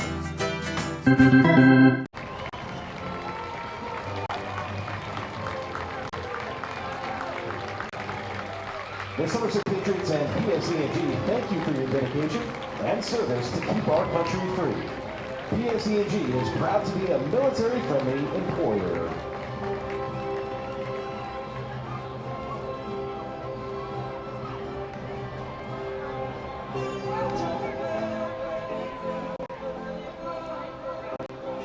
HealthQuest, the top 100 health and fitness club of the nation, is right here in our community. Conveniently located on Route 31 in Flemington and open 7 days per week, HealthQuest proudly serves all of central New Jersey. Visit them today and start your journey to becoming HQ Fit. Top of the 6th inning, and 6-0. Long Island leads Somerset. The Patriots make the call to the bullpen and bring on the right-hander Vince Molesky, 6'4", 215 pounds, making his 11th appearance of the season. And this will be his 8th out of the pen, has a 1-0 record of 5.71 ERA through 17 1/3. Does have 14 strikeouts as well. It's been 5 days since his last outing on the 15th, went 3 innings, giving up a hit, no runs in the win. So Molesky will face Vladimir Frias as his first hitter in the top of the 6th inning. Frias batting from the left side. He's 0 for 2 so far tonight, the switch hitter, though. Hitting in the right-handed batter's box in his first 2 at-bats. Molesky works from the stretch. Nobody on, nobody out the pitch. Fastball misses upstairs.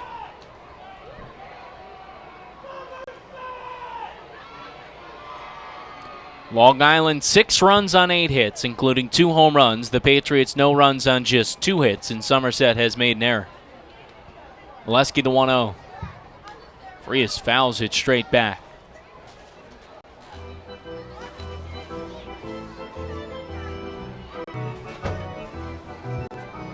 The Ducks back-to-back home runs in the 5th, with Lou Ford going deep on a 2-run home run, then Ray Fuentes, the solo shot to right.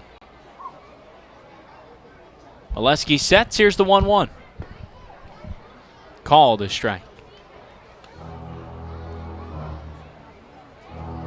Well, Vince likely on here to eat some innings in a game the Patriots trail 6-0. He's thrown 3 innings of relief 2 separate times this season. Wouldn't be shocked if we saw a third tonight. 1-2. Fastball just misses up and in. Was looking to hammer the inside corner and place it below the letters. 2 balls, 2 strikes. They count on Vladimir Frias leading off the 6th. Here's the pitch. Breaking ball gets away. That misses well outside. And while the Patriots would certainly love to have Molesky eat innings tonight, you certainly have to be aware of the success that the Ducks have had against right-handed pitchers. 3-2 the count on Frias. Molesky, the righty, comes home. This one slapped down the left field line. It's a fair ball. And a few hops off the wall. Frias around first. He'll cruise into second base with a leadoff double to start the 6th. It's just a good job of hitting there from Frias, not trying to do too much. Pitch was over the outer half. That's where he hit it. And it finds the left field line. Interesting to note, right now, Patriots manager Brett Jody's having a conversation with somebody who's in a T-shirt and shorts at the top step of their dugout down the first base line. And it's no surprise that the Patriots have certainly had their frustrations with what seems to be the TrackMan software that might be being used tonight. Again, we don't have a confirmation on that, so we do not want to speculate. But Brett certainly animated talking to somebody who certainly looks to be a Major League Baseball representative. Ezekiel Carrera rolls over on the first pitch he sees, but tomahawks it foul. Carrera with speed brings Ray Navarro, the third baseman, up on the grass. Still no outs in the 6th inning. And Vladimir Frias at second led things off with a double. You mentioned Long Island hitting righties well, hitting 274. Stark contrast to the 198 against lefties. 0-1. This one poked out to shallow left. Flores ranging in. He'll make the catch for the first out. Well, Carrera likes to slap the ball on the outside part of the plate, and that time Molesky almost leaned into his strength, picking that outside part, but keeping it a little further outside. So throwing a pitch that Carrera would normally like, but maybe just a little bit further outside than he's accustomed to. And the end result, a soft fly ball out to shallow left field. That brings up Steve Lombardozzi, swinging from the left side. He hit a 2-run double to left center field in the 4th. First pitch to him. That one called a strike.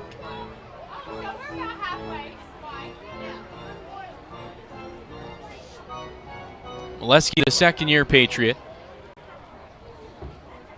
With a runner on second, that's Frias with speed, and just out in the 6th. Long Island already ahead in this one, though, 6-0.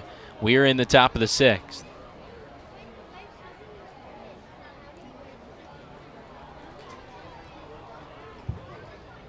Oh, 1.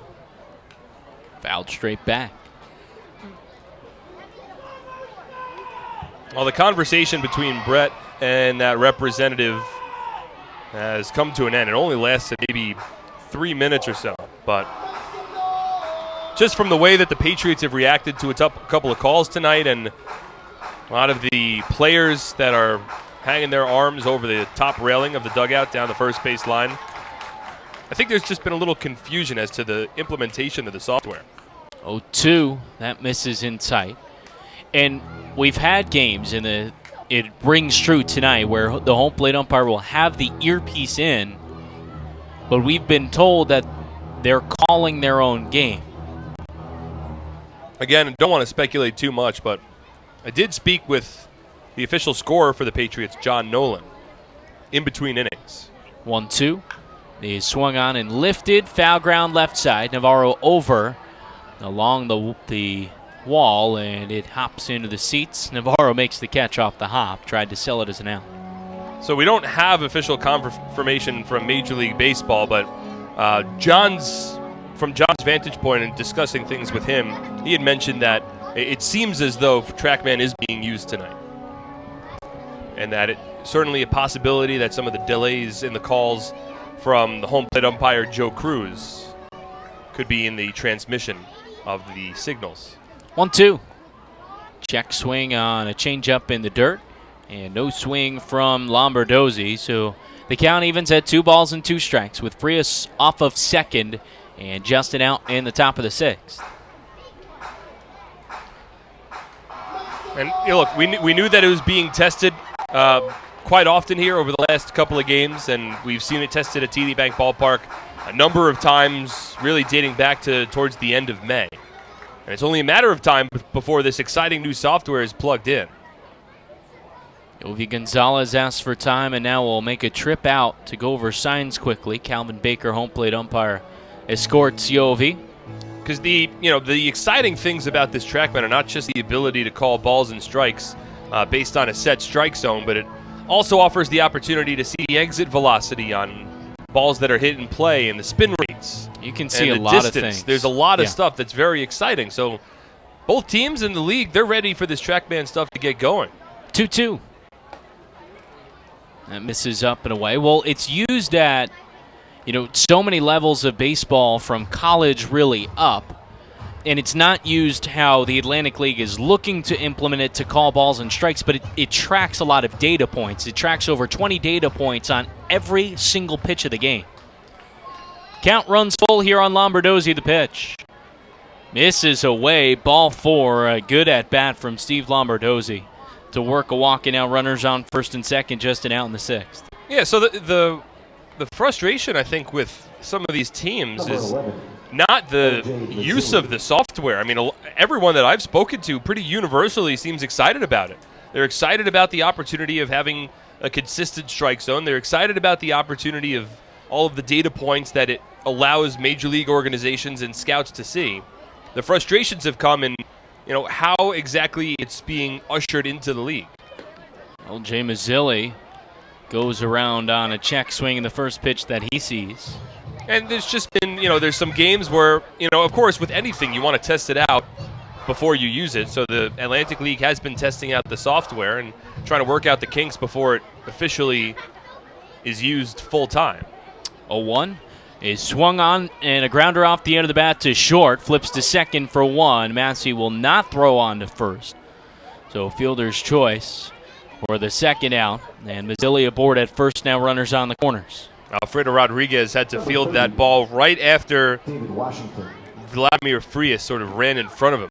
And then his throw on to second base was high, and it almost took Massey off the bag. He sort of had to jump to make the catch. And when you're trying to turn such a quick double play, every half second, every movement so important.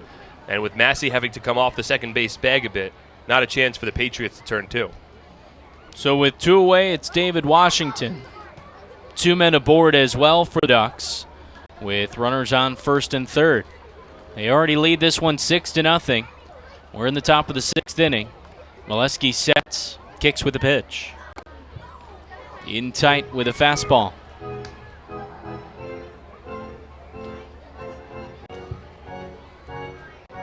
So we'll see as we move forward. I mean, I'd imagine there will likely be an announcement from the league sometime within the next maybe week or so, I think. Or we'll have a confirmation, unless there's unexpected errors that pop up. 1-0. Off speed, that misses away. It's Frias off of third. He led off the inning with a double. And L.J. Mazzilli at first reached on the fielder's choice. Vince Molesky, the reliever, right-hander, comes set. And the 2-0. Swing and a miss, a big hack on a pitch low in the zone. Molesky started out last season in a reliever role, worked his way to a starter. And this season started as a reliever, transitioned a bit to a starter, and is kind of back and forth, filling whatever spot Brett Joey needs him in. 2-1. Swung on and rolled over to first. Kenger gloves it, and he'll take it to the bag himself. Fielded it along the infield grass, running towards second, and he beats Washington back to end the 6th. No runs on a hit. 2 men are left on base. 6-0. Long Island leads Somerset through 5.5. You're listening to Patriots Baseball on SPN.TV, 1450 WCTC, and WCTCAM.com. I'm fighting cancer. I'm fighting cancer. I am fighting cancer. I fight every day, I fight every night. Every hour. every minute, and every second. Robert Wood Johnson University Hospital Somerset and RWJ Barnabas Health, together with the Rutgers Cancer Institute of New Jersey, bring the latest research, treatments, and clinical trials close to home. We're fighting cancer. and I'm not fighting alone. Robert Wood Johnson University Hospital Somerset. Let's beat cancer together.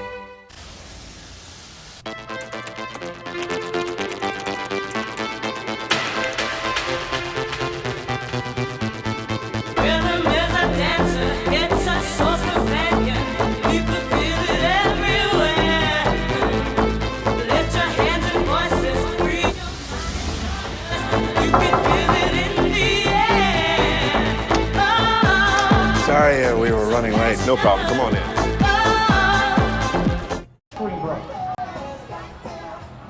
If you're having problems with your car as you leave the ballpark tonight, Somerset Hills Towing is on site to provide automobile assistance.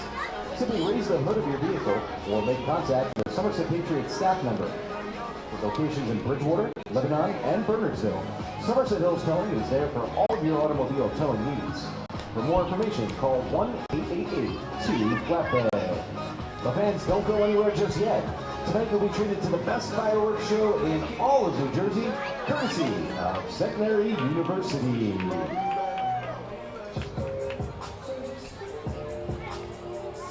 Ideacom is now offering businesses free VoIP phones. With Ideacom, you can reduce your phone bill, work from anywhere, and enjoy local support. Get the guys from Ideacom on your team today by visiting their website at ideacom-nj.com. Mike Krause leads things off in the bottom of the 6th inning. Somerset trailing Long Island 6-0. Still Travis Banwart on the bump as the righty delivers. And Krause first pitch swinging over a breaking ball. In between innings, we saw another MLB rep talking with Calvin Baker, the home plate umpire. Looked like delivering something, maybe some kind of receiver. 0-1 is foul back. So the test phase continuing with TrackMan.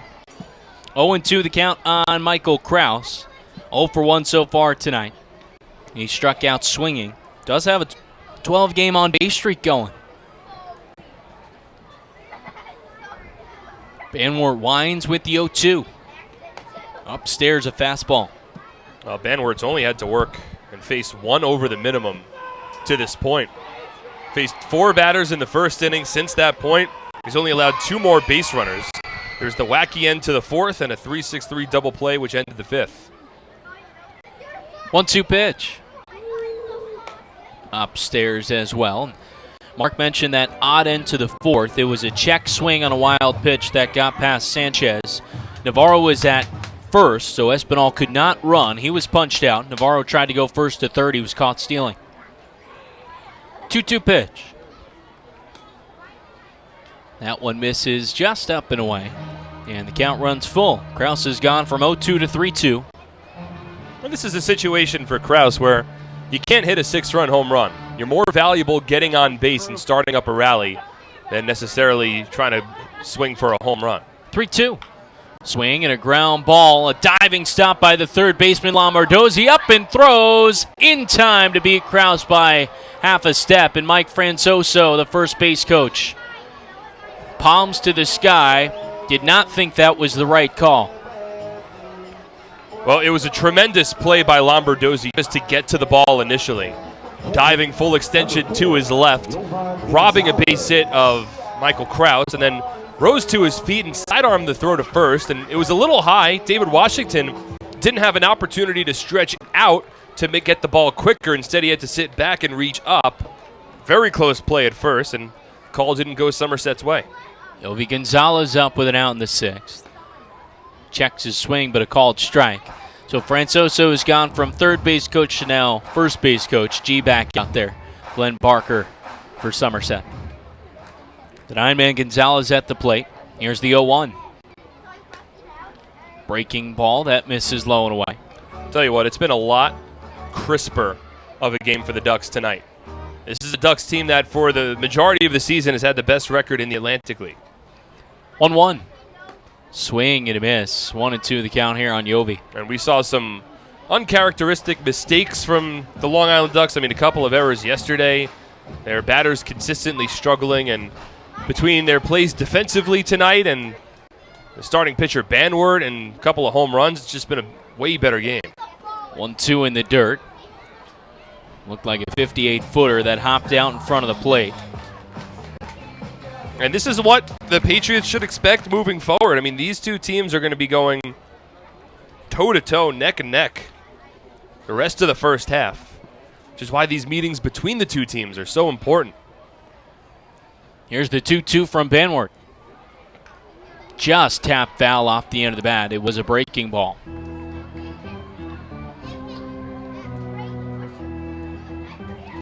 Majority of Somerset's games the rest of the first half are coming against Liberty Division opponents. A Liberty Division that has every team above 500. Got the Revs and the Barnstormers coming up next. 2-2, waved and missed. Yovi set down by a fastball for the second out in the 6th. So the upcoming 2 series for the Patriots, 3 in York, 4 in Lancaster, are their final 7 meetings against Freedom Division sides in the first half. And then the Patriots wrap up their first half with 3 against the Ducks, then 5 against the Bees, and 3 against the Rockers. Overall, 11 games against the Liberty Division to close out the first half, and that's ultimately what it's going to come down to, that stretch of baseball. Ramon Flores takes the first pitch inside. He's up with 2 outs in the 6th. Long Island leads Somerset 6-0. Patriots bats have been quiet, only 2 hits and 3 base runners tonight. And Ward has only faced 1 over the minimum. 1-0 pitch. Swung on and drilled hard but foul, out of play right side. Well, last season in the Atlantic League, High Point was the Road Warriors as their home field was being built. Patriots, it was a similar fate back in 1998 when the league first started before TD Bank Ballpark was erected. 1-1.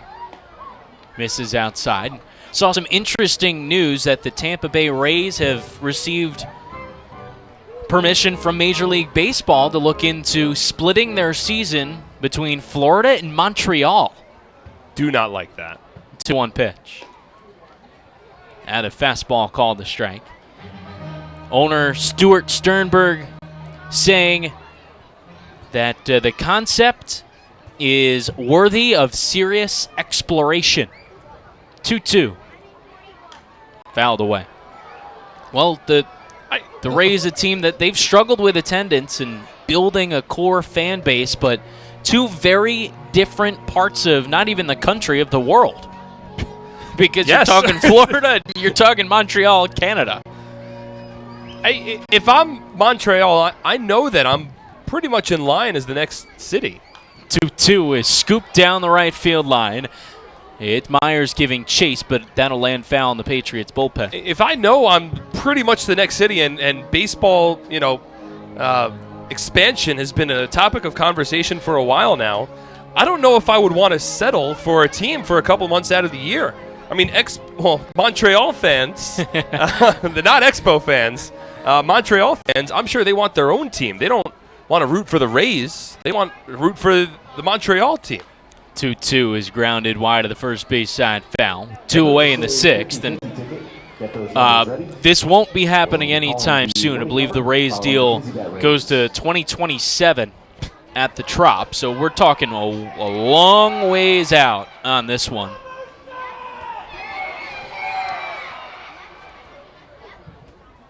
Another 2-2. Swing and a soft grounder foul yet again. And we're now approaching 100 pitches. He's at 98 on the evening, and certainly Somerset would love to see him get out of this game. But I just think it would make more sense. I mean, I know Major League Baseball might be a little scared of expanding to 33 teams, then you dilute the player pool a bit. 2-2 misses in tight. But if I'm Montreal, I just want my own team. And, I mean, it's going to be hard for that Rays organization to recruit players. Well, think about the New York the living situation there. How do you must do it? Be.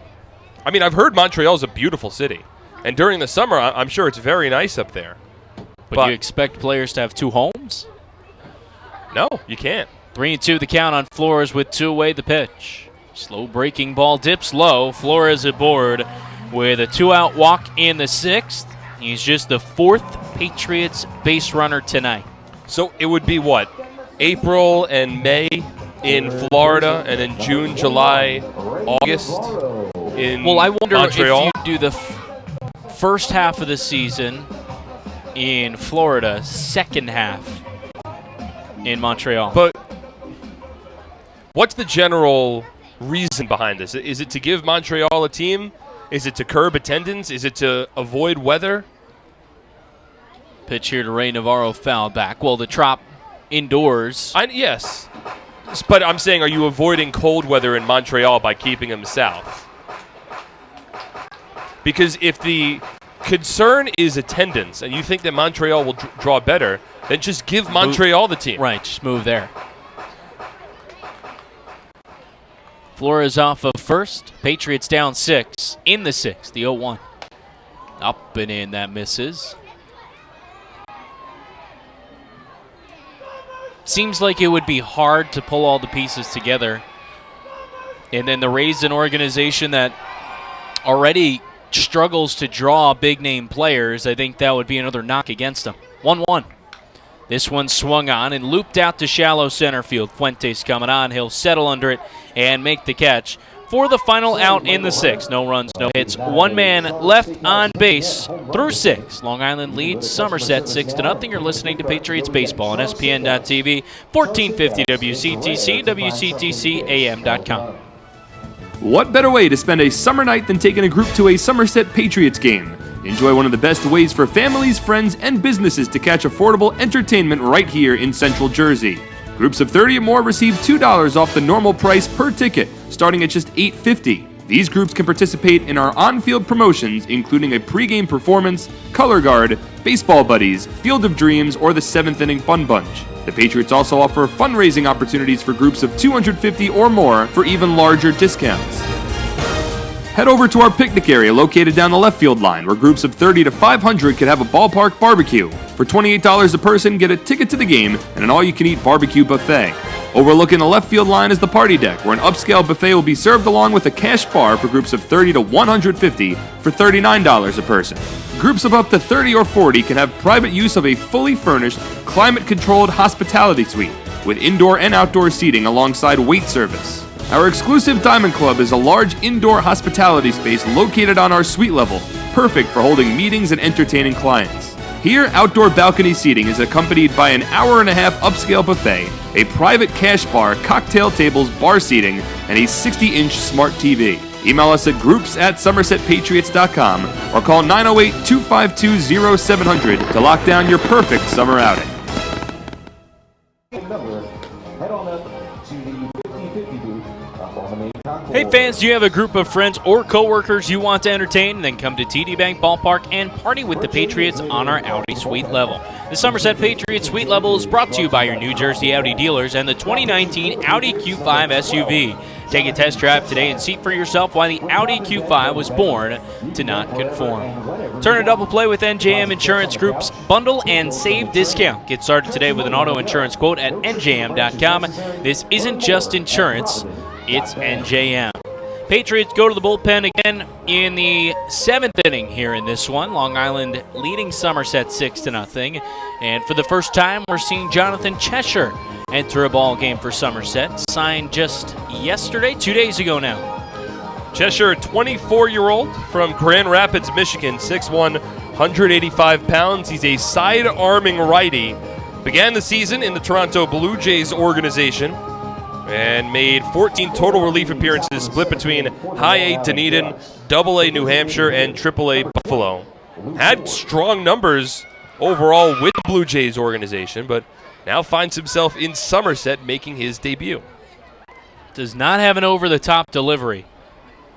As the righty works from the stretch, he'll face Lou Ford, the 5-man, and delivers the first pitch that just misses low and away. Ford in his last at-bat, a 2-run home run over the wall in left. Cheshire sets below the belt and delivers home. This on 2 hops, hit out to the shortstop on the ground. Rodriguez fields and fires in time for the first out. It's more of a sidearm delivery here from Cheshire. And it looks like he's got a little giddy up to that fastball. Not many Patriots pitchers can blow you away with it. Yeah, Brett Jody was excited about bringing in Cheshire when I spoke with him earlier this week. Not only the giddy up on the fastball, but you bring in a relief pitcher that just has a different arm angle than everyone else. And it just, even changing it up from 3/4 to sidearm, when you have somebody comes in and has to change up the way that different batters pitches, it can make a difference. First pitch to Ray Fuentes misses outside. It's an adjustment for any batter to get up there. I mean, they were working against Molesky in the last inning, who has the over-the-top delivery. David Holmberg has an over-the-top delivery from the left side earlier tonight, and now Cheshire coming from a completely different angle.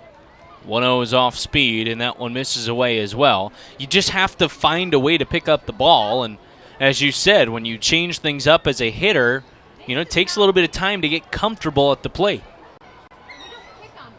2-0. Fastball misses in tight. 3 balls and no strikes the count on Ray Fuentes, the lefty up with 1 out in the 7th. Fuentes went deep, part of the back-to-back homers in the 5th. 3-0. Swing and a miss. Took something off of it there with a changeup. And with the Ducks leading 6-0 and certainly in control of this one, Ray Fuentes already with the home run tonight figured, hey, you know what, 3-0, I'm going to get a good pitch to hit. Cheshire beat him. 3-1. Out of fastball poured in for a strike at the knees. Count runs full.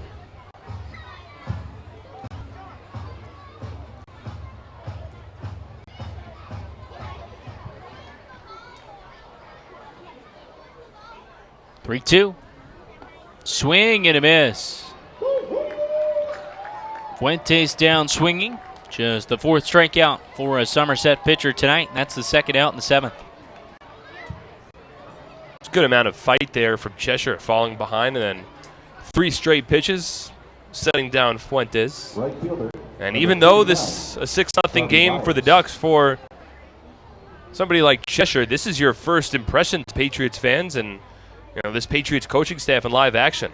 Here's Darby Myers. Looks at a first pitch that misses in.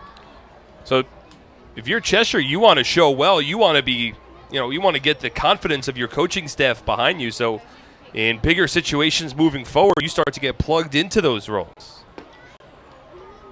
1-0 is called a strike, clips the inside corner. And it seems like some of his pitches are true sidearm and some even a little bit below when he's delivering home. So certainly a very different look. 1-1. Swing and a miss. Myers comes up empty in the big hat. Even when he goes below, it's not full submarine, but even the slightest angle changes, a couple of degrees, can make a world of difference. And it looks like when he picks up the leg, he is about to go all the way down and scrape the knuckles. 1-2.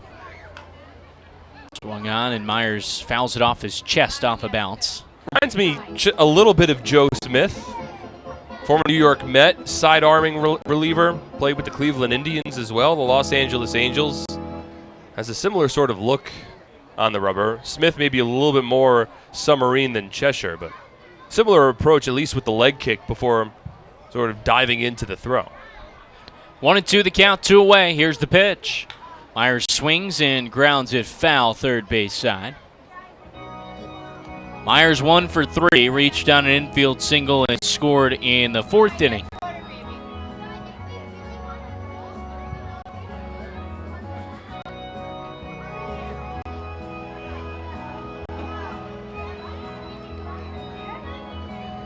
Somerset trailing by 6. Thanks to 3 runs in both the 4th and the 5th for Long Island. 1-2. Misses outside. It's also been a stellar performance from Travis Benward. 6 innings, just 2 hits, no runs, and 2 walks. Although his night might be done. He's at 103 pitches and a righty warming for the Ducks. 2-2. Swing and a ground ball right back up the middle off the glove of Cheshire, and that squeaks into center field. It'll be a 2-out single for Darby Myers. Well, Cheshire didn't get himself in a great fielding position after delivering that pitch home. The ball was hit too far away from him. It just seemed like he wasn't fully squared up to home plate and ready to field that chopper. And once it got past him, it was a long way to run for Alfredo Rodriguez, the shortstop. And even if he gets there, Myers runs too well. The second that ball got by Cheshire, it was ticketed for a base hit. 2 away and a man at first. Here's Hector Sanchez up. Delivered an RBI double earlier tonight, the pitch. That one clips the inside corner and called a strike. Sanchez 2 for 3. Mentioned the RBI, also scored a run.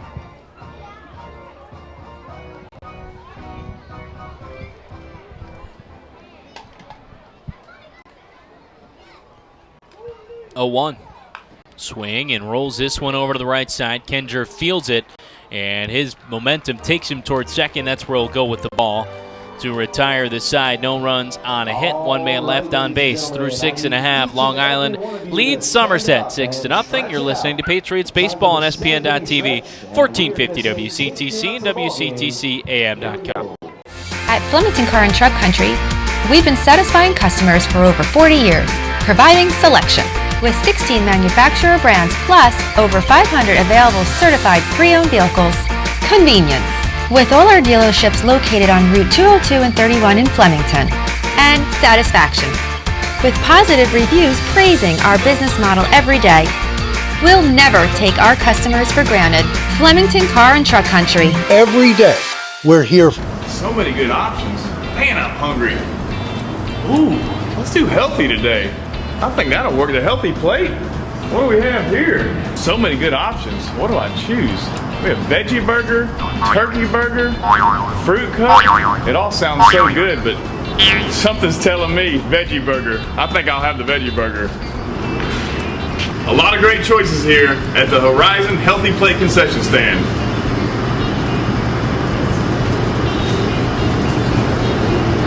That's a tasty burger.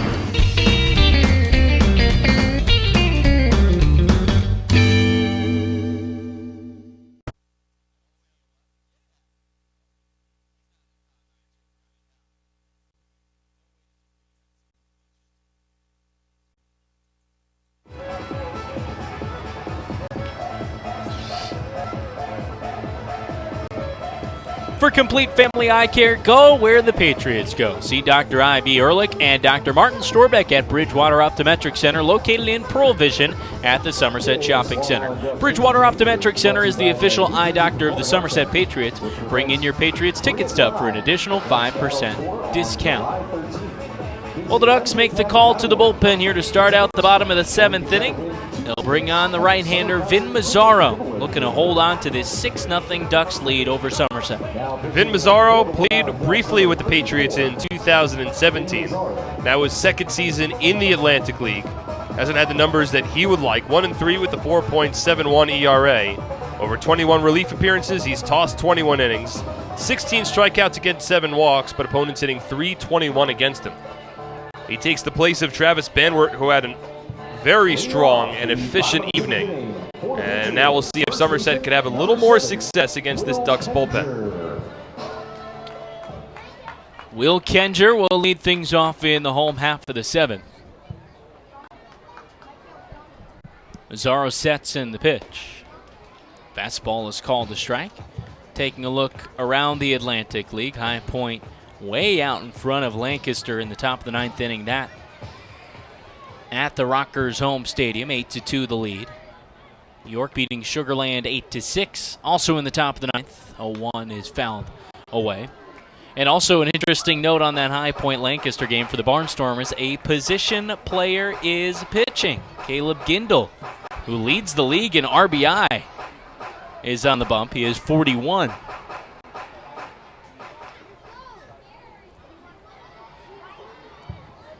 Mazzaro with the 0-2. Misses low and in. And the other game, New Britain and Southern Maryland are tied in the bottom of the 8th at 6. That game in Connecticut.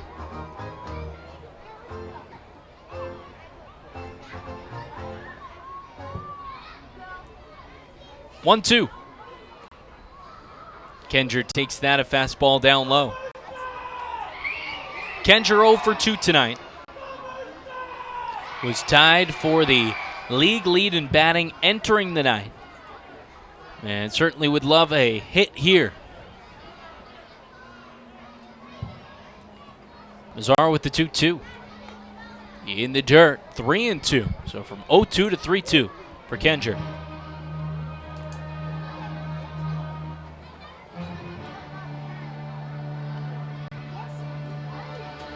Kenger, the lefty, taps both sides of the plate. Mazzaro peering in. And the righty sets on the first base side of the rubber. 3-2. Slapped foul out of play left side. Ooh, and a nice catch by a young fan. What a play by me. Hit off the roofing of TD Bank Ballpark and caromed back down toward the lower concourse. Fan in the first row of the second level of seats was able to make the catch. It'll be another 3-2 here to Kenger. And the pitch. Misses up and away, ball 4. It's a strong at bat there from Kenger. Look, Rome wasn't built in a day. You're not going to hit a 6-run home run. Patriots only have 2 hits tonight, but now they get to go up against this Ducks bullpen. Stranger things have happened. You get a couple of runs in the 7th, a couple of runs in the 8th, and then all of a sudden you have yourself a ball game. It's the heart of the order for the Patriots here as well, so we'll see if Somerset, Edwin Espinal, can take advantage of a leadoff base runner. Espinal 0 for 2 tonight. Kenger leading off of first the pitch. Taking all the way, and that a fastball misses in.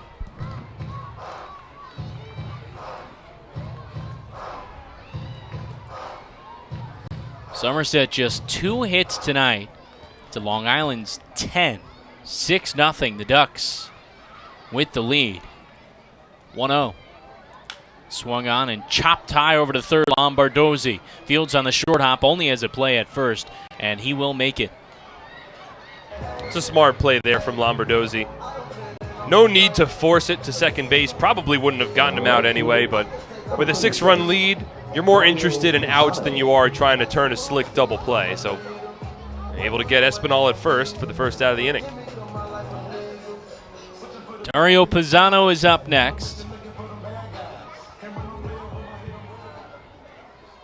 Ducks looking to take one of three against Somerset. The Patriots taking the first two games.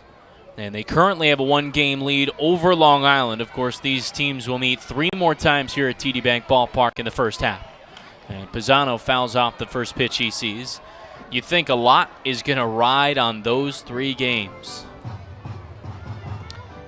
Well, it certainly looks as though we're on pace right now for the Ducks and the Patriots to be tied atop the Liberty Division standings after tonight. And if the Ducks hold on, the season series will be tied as well between these two teams.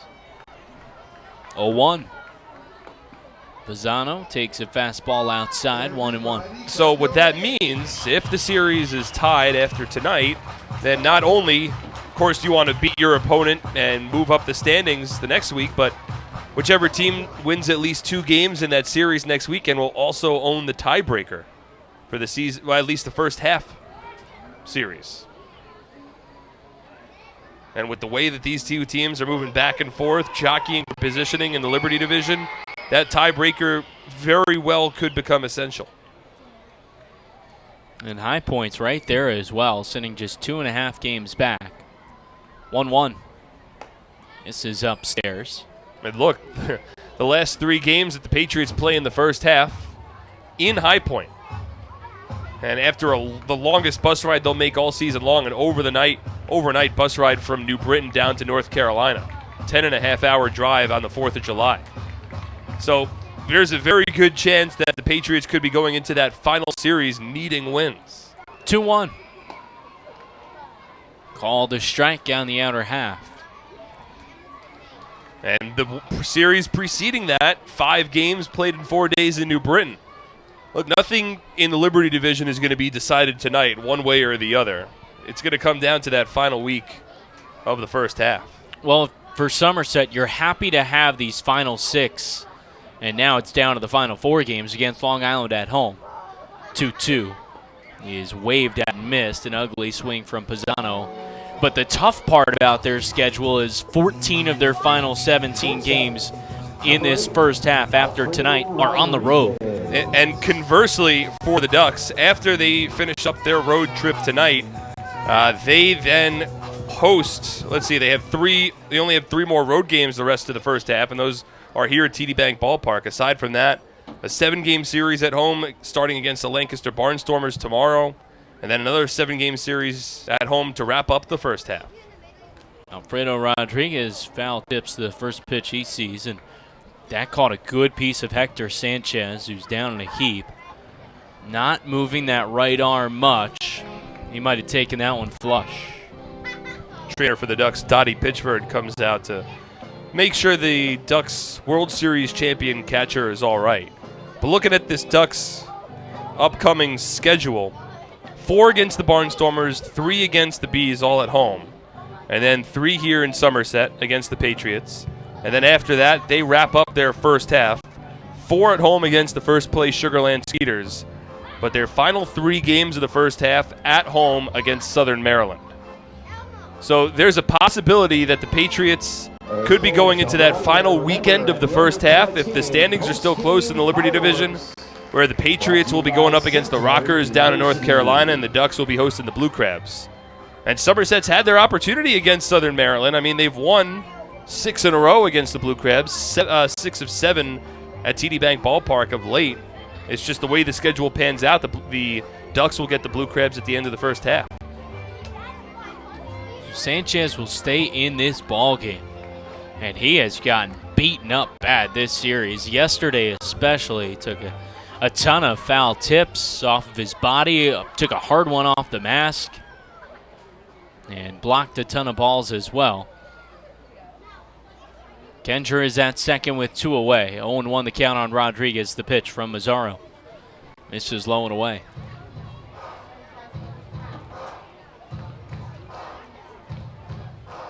Six 0. Long Island out in front, home half of the 7th on a fireworks night at TD Bank Ballpark. 1-1. Patriots shortstop takes that one inside.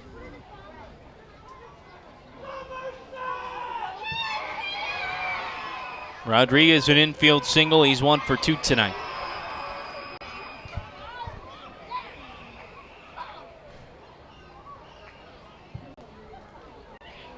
Two one.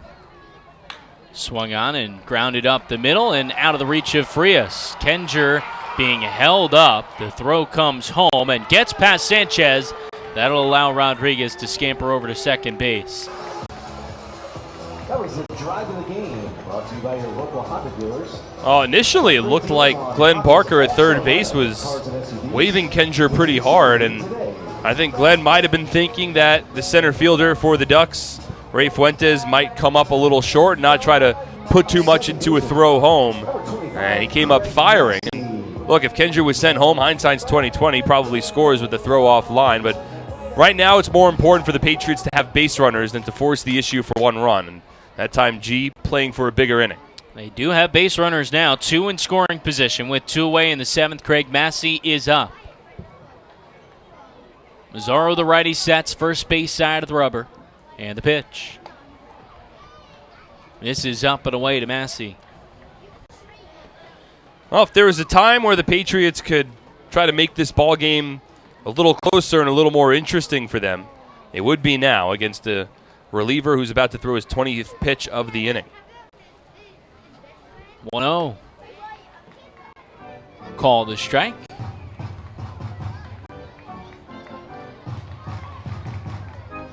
Mazzaro with Somerset in 2017 before his contract was purchased by the Cincinnati Reds. Now in his second Atlantic League season with the Ducks. The 1-1. Massey swings and misses late on a fastball. I think he was looking breaking ball there, sort of caught flat-footed and swung hard with the arms, not so much with the body, and was behind. 2 men in scoring position, 2 away in the 7th. Somerset down 6, looking to change that here. 1-2 count on Craig Massey, the lefty. Mazzaro delivers. Breaking ball just misses outside, and the count evens.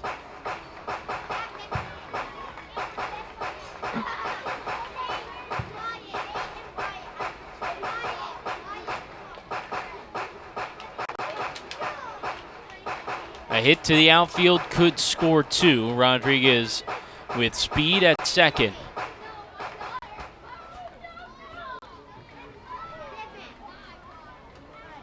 And Mazzaro now steps off. I mean, the way that these games have been between Long Island and Somerset, for the most part, they have all been close. 4-1 win last night for the Patriots. 2-2. Lifted, left side, out of play.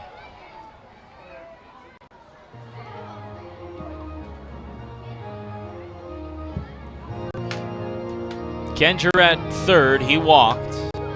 And Rodriguez at second, singled up the middle, advanced on the throw.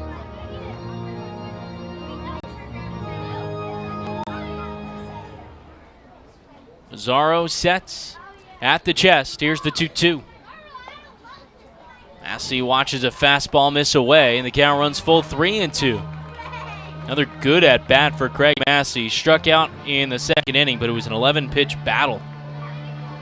Look, if Massey can continue this inning, you have Mike Krause, who's been swinging the bat very well, has as much home run pop as anybody in this lineup.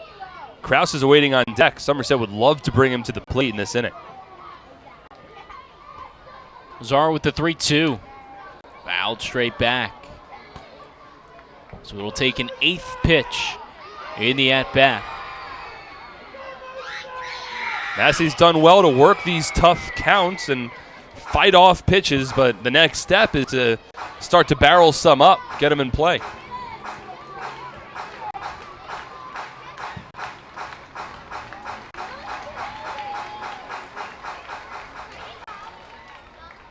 3-2. Again, he fouls it off. Looks like Nate Rose starting to loosen up in the Patriots bullpen. He's been getting loose for a majority of the inning now. Likely see the Plainfield native come on the mound for the 8th. Patriots down by 6. Good opportunity to try to chip away at the Ducks' lead. Final game of a 3-game set. Somerset took the first 2 and sit a game ahead of the Ducks in the Liberty Division. Another 3-2. And again, Massey fouls it back. It's now 3 straight foul balls. It'll take a 10-pitch battle.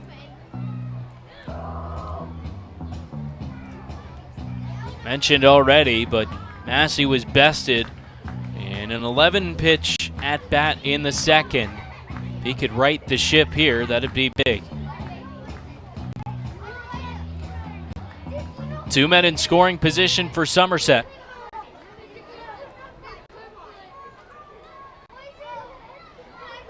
Mazzaro, the righty, sets at the chest, payoff pitch. Swings and misses. He got Massey. And the Patriots strand a pair in the 7th. They still trail Long Island 6-0 through 7 innings. You're listening to Patriots Baseball on SPN.TV, 1450 WCTC, and WCTCAM.com. I'm fighting cancer. I'm fighting cancer. I am fighting cancer. I fight every day. Every night, Every hour. every minute, and every second. Robert Wood Johnson University Hospital and RWJ Barnabas Health, together with the Rutgers Cancer Institute of New Jersey, bring the latest research, treatments, and clinical trials close to home. We're fighting cancer. And I'm not fighting alone. Robert Wood Johnson University Hospital. Let's beat cancer together. This season, T-Mobile is partnering with Little League to make sure every kid can feel like an all-star. With T-Mobile, parents across the country can share the action, the highlights, and the lowlights. And the stars of tomorrow get a chance to shine today. From Little League to the big leagues, T-Mobile has you covered. Now connecting 99% of baseball fans. T-Mobile.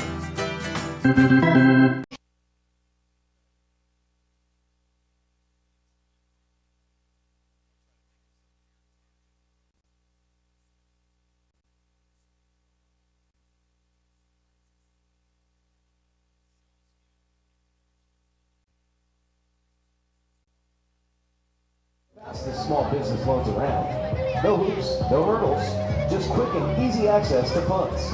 Learn more at profit.bank. Now pitching 6-0, Long Island leads Somerset at the start of the 8th. Here's Mark Schwartz to take you the rest of the way. Thank you, Brandon. Somerset County Education Association supports the outstanding public school employees that make your child's education possible.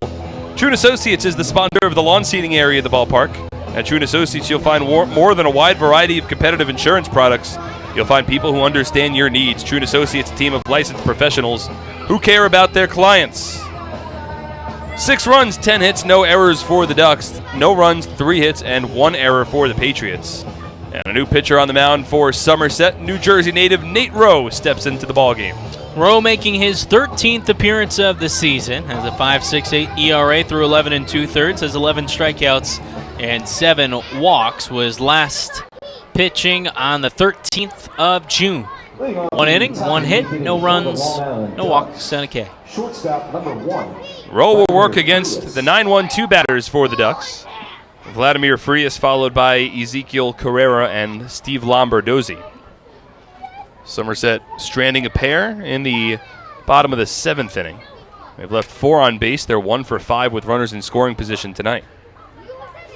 Frias, a switch hitter, bats from the left side, swings at the first pitch and grounds it foul down the first base line, 0-1. Good percentage of the fans in attendance tonight have stayed in attendance because there is a post-game fireworks show tonight. It is presented by Centenary University. For the fans, they want that fireworks show, even though the Patriots offense has lacked some fireworks this evening. 0-1 to Frias, up and in, spins out of the way. 1 ball and 1 strike. Tonight's game wrapping up a 6-game homestand for the Patriots. They had won 11 straight home games entering tonight. They're in danger of ending that skid as Frias scoops 1 foul, 1-2. This is a stretch that goes all the way back to the early stages of June for the Patriots. They were coming off of a tough road trip, their longest road trip of the season, 10 games. 3 against Southern Maryland, and 7 against Sugar Land. Went 4-6 on that road trip. 1-2. Frias takes it up and in. 2 balls and 2 strikes. They came back and they welcomed in the Southern Maryland Blue Crabs for a series beginning on Tuesday, June 4th. They lost that ball game 2-1 with David Kubiak throwing 7 shutout innings, only for the Patriots to lose 2-1 after he allowed a couple of runs in the 8th. And after that point, Somerset won 11 straight home games. 3 against the Blue Crabs, 3 against the Revs, 3 more against the Blue Crabs to begin this series, and the first 2, this homestand rather, and the first 2 against the Ducks in this series. 2-2 to Frias is fouled off, and the count holds.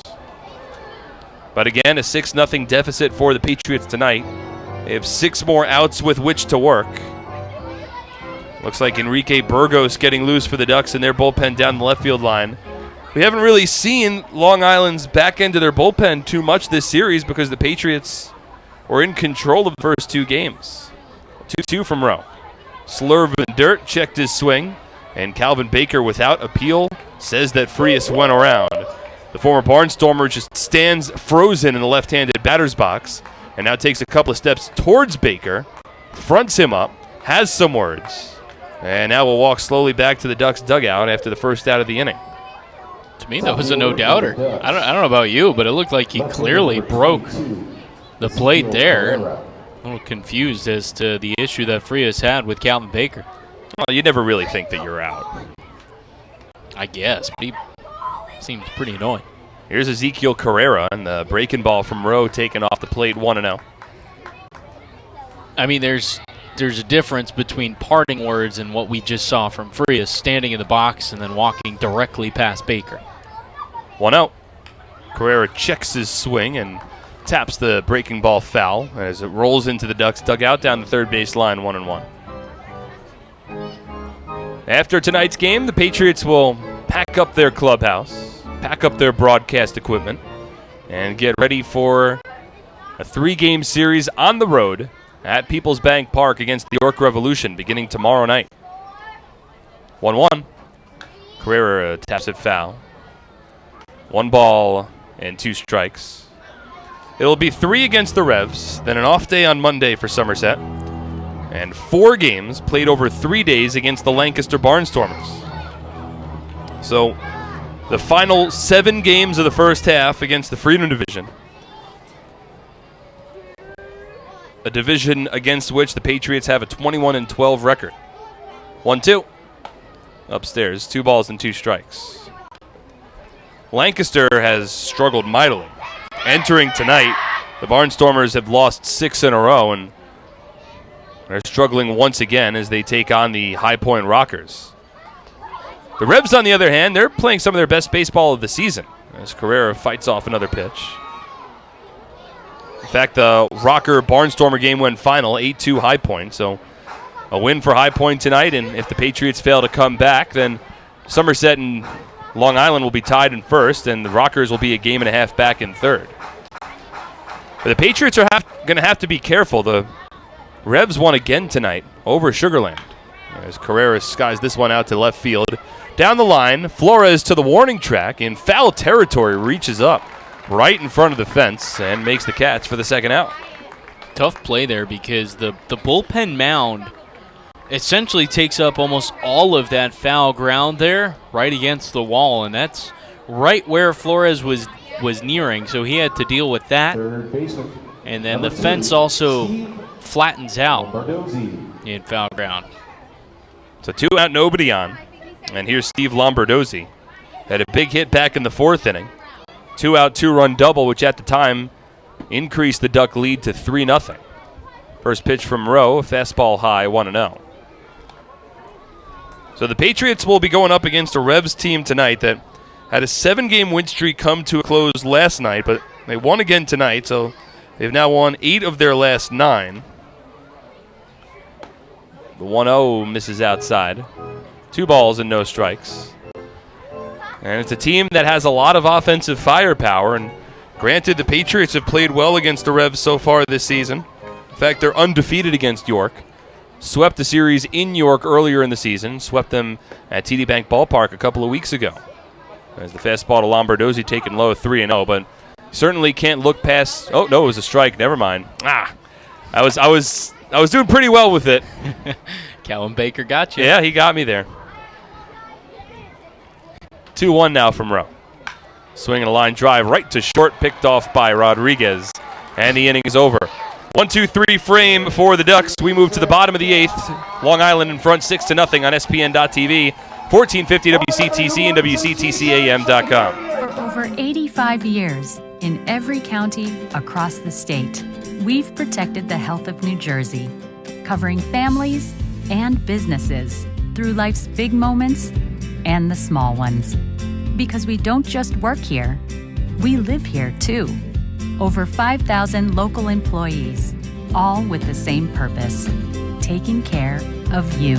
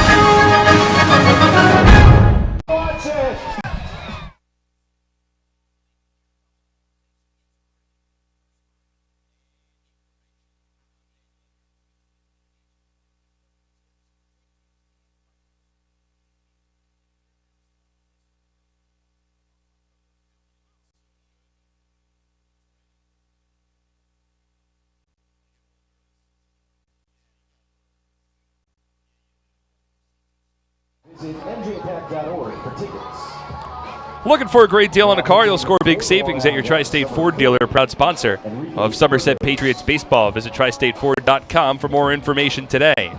Get the checking account for smart people, Provident Smart Checking. No minimum balance, no monthly service fees. Yes, indeed. Provident Bank commitment you can count on. Get the ball rolling at provident.bank. It's a 6-0 Ducks lead. They bring a new pitcher into the ballgame. It's the righty, Enrique Burgos. Burgos in his first season with the Ducks, first in the Atlantic League. Between 2015 and 2016, appeared in 73 games in the Bigs with the Arizona Diamondbacks. He comes on to face the 8-9-1 batters for the Patriots, still looking for their first run. Mike Krause at the plate, works against the righty from the stretch with nobody on. First pitch tails inside, 1 ball and no strikes. Krause 0 for 2 so far tonight. Potentially has his 12-game on-base streak on the line. Been a dominant performance from Long Island. The 1-0. Krause takes a fastball for a strike, 1-1. Burgos so far this season, 17 appearances out of the bullpen, 3.63 the ERA, through 17 and a third innings pitched. 6 runs, 10 hits, no errors for the Ducks. No runs, 3 hits, and 1 error for the Patriots. Somerset's only left 4 on base thus far. 1-1. Krause swings, grounds it to third. In front of it, Lombardozzi collects, and an over-the-top delivery to first base in time for the first out. Krause now 0 for 3 and potentially in danger of seeing his on-base streak come to an end. Catcher, number 4. Yovan Gonzalez. Travis Banwert was the starting pitcher for the Ducks tonight. He was brilliant. 6 innings, 2 hits, no runs, 2 walks, 6 strikeouts. He's in line for his second win of the year. Vin Mazzaro tossed a scoreless 7th inning, and now Burgos on for the 8th. 1 out, nobody on. Here's Yovan Gonzalez, 0 for 2 tonight. Burgos from the stretch. First pitch is foul to the backstop. 0-1. Meanwhile, James Puglisi starting to throw in the Patriots bullpen down the right field line, so we'll likely see another new reliever for Somerset come the 9th.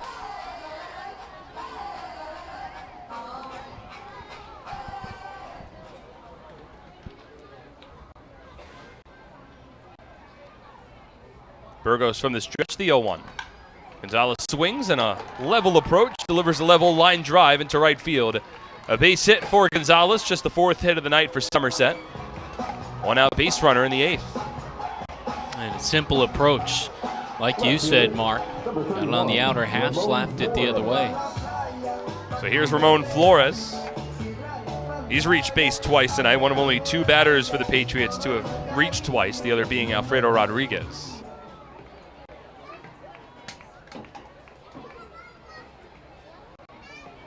Real humid night at TD Bank Ballpark. You would have thought that with all the rain we've had over the last couple of days, it would have chased out some of the humidity.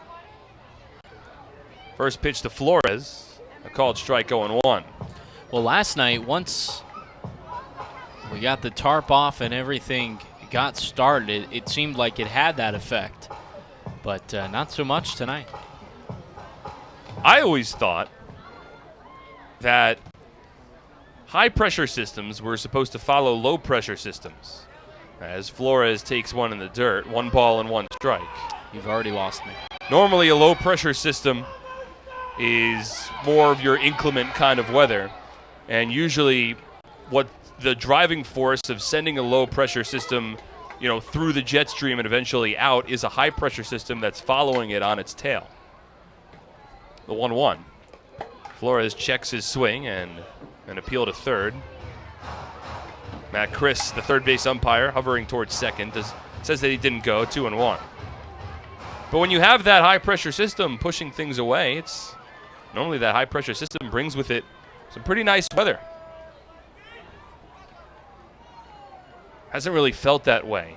It's been very spotty showers around the Northeast as Flores puts a charge into the 1 foul. 2 balls and 2 strikes. Supposed to be a rather clear weekend coming up as the Patriots head over to York, Pennsylvania for a 3-game set. Some inclement weather potentially in the forecast tomorrow, hopefully on the earlier side. That's what it looks like. And then tomorrow night through Saturday and Sunday should be clear skies and full hearts for this Patriots team. Nice. They'll hope that they can't lose. The 2-2 outside, 3 balls and 2 strikes. Have you seen both the movie and the TV show I have. Friday Night Lights? Of course. Which one do you prefer? I might be a little unpopular here, but I prefer the TV show. Yeah, unpopular. TV show was so good. They're both very good. 3-2 to Flores. Swung on and missed strike 3. Breaking ball low and in. Dives towards the back foot, and there's 2 away. So you prefer the movie Friday Night Lights to the TV show? Yes. See, the thing with the TV show is that there were some times where I think the drama sort of got in the way a little bit. I would have liked to see maybe a little bit more football. Mm-hmm.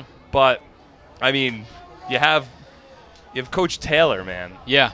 It's hard to beat Coach Taylor. I see it.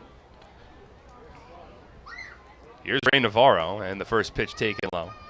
I also thought it had a very good ending.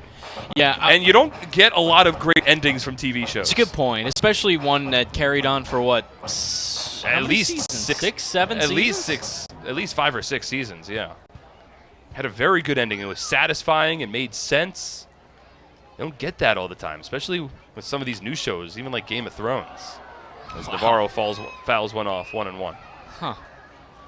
Somebody's a little unhappy with the end of Game of Thrones. Oh, I know you're still what are you, on season 3 of Game of Thrones right now? Yeah. I'm not going to ruin it for you. The Butler did it. I thought Friday Night Lights, the TV show, was fantastic. Could use maybe a little less high school drama, but look, as Navarro takes a fastball low and in, it's about high school. Well, that's what I was about to say. It's it's a show about a high school, so you're going to get that high school drama. 5 seasons of Friday Night 5 Lights. seasons, okay. Yeah. I mean, your heart just doesn't break for Jason Street in that pilot episode. There was a scout from Notre Dame in attendance, Dillon. He was ready to go. He was on the fast line. 2-1, and Navarro swung on and driven in the air deep to center field. Fuentes lines it up shy of the warning track, makes the catch, and the inning is over. No runs for the Patriots on a hit, no errors, and 1 runner left on base. We're through 8. Long Island still in front, 6-0 on SPN.TV, 1450 WCTC and WCTCAM.com. I'm fighting cancer. I'm fighting cancer. I am fighting cancer. I fight every day, I fight every night. Every hour. every minute, and every second. Robert Wood Johnson University Hospital Somerset and RWJ Barnabas Health, together with the Rutgers Cancer Institute of New Jersey, bring the latest research, treatments, and clinical trials close to home. We're fighting cancer. And I'm not fighting alone. Robert Wood Johnson University Hospital Somerset. Let's beat cancer together. Somerville Aluminum is proud to announce our greatest remodeling project yet. Valari, new name, same great company.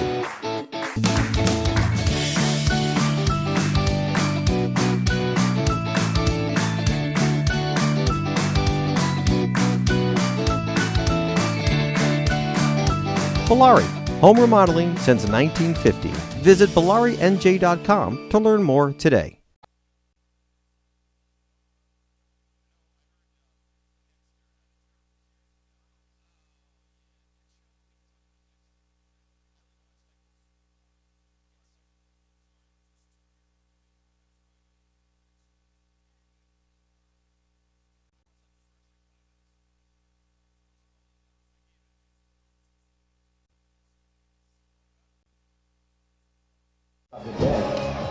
Now pitching for the Patriots, number 50, James Patriots.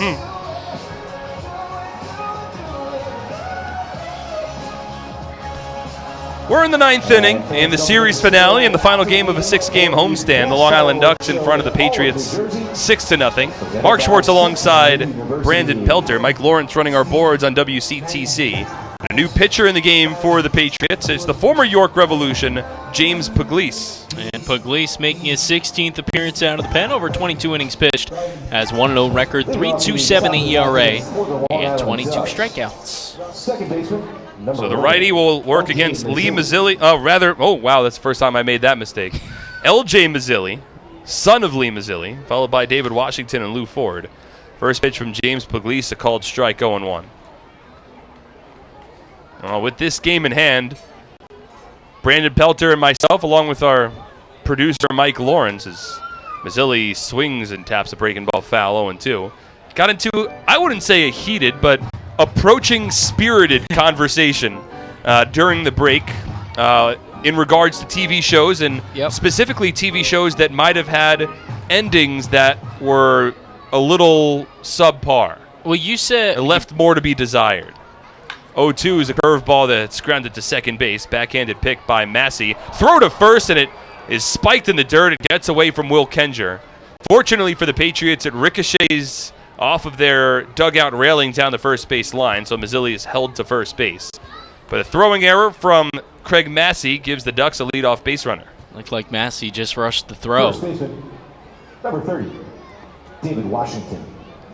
But, you mentioned Game of Thrones before we went to break, and that was disappointing for you, as a lot of viewers were disappointed at the last couple episodes, right? Down the stretch there? So the issue with Game of Thrones was that there was such sky-high expectations going into that final season between the production value, as David Washington at the plate takes a strike, 0-1. The production value, the storytelling, the character development, everything in that show was so excellent, and it just seemed like the final season took a couple of shortcuts and ultimately fell short of what it could have been, as Washington takes another strike, 0-2. I mean, leaving coffee cups around and... yeah, but I mean, that's not what most people were upset about. No, I know. But, there's some other shows that certainly have that sort of attachment, which is frustrating. A show that's so great for so long, and it just doesn't end the way that many fans want it to, as Washington takes a fastball inside 1-2. I mean, and during the break, our producer, Mike Lawrence, brought up Lost as an example of a show that was so tremendous for so many years, that's such a cult following, but the ending ultimately fell short. And you brought up, we both brought up Dexter, as Washington swings and misses at a curveball in the dirt, strike 3. Pugliese with his first strikeout of the night, one away in the top of the 9th. Ducks in front 6-0. Well, Dexter was a show to me that just went on far too long. It was the same thing over and over again by season 3, 4. I was kind of over it. Yeah. Did pick up a little bit at the end, and then the ending was interesting at best. I think there's a tendency with these shows that become so successful that these networks just want to try to milk the show for all it's worth. As Lou Ford at the plate takes a strike 0-1. And, what happens is you sort of curb the creativity of the producers a bit by forcing them to keep it going, elongate a show that maybe wasn't necessarily designed to go that far. Well, The Office was brought up as well, and I think that kind of had the same issue. Ford takes another fastball for a strike 0-2. After the show lost Steve Carell, it was never the same. You said you were content with the ending. I was iffy on it. Well, the show had such a natural ending point when Steve Carell left. Right. He was in an airport. He walked away. The sound cut off. It was perfect. That was the end of the show as the 0-2 taken outside. But they dragged it on for another couple of seasons, which I thought were really poor seasons.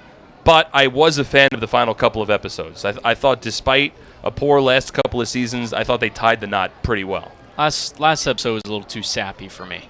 Oh, I'm a sucker. Ford fouls off a fastball, still 1-2. It's one of the reasons why I had such a frustration with the ending to How I Met Your Mother as well. Oh, yeah. You watched that show? Yep. Yeah. Will not watch it again.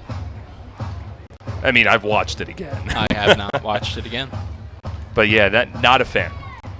They should have ended that show 5 minutes before they did. 1-2 on its way.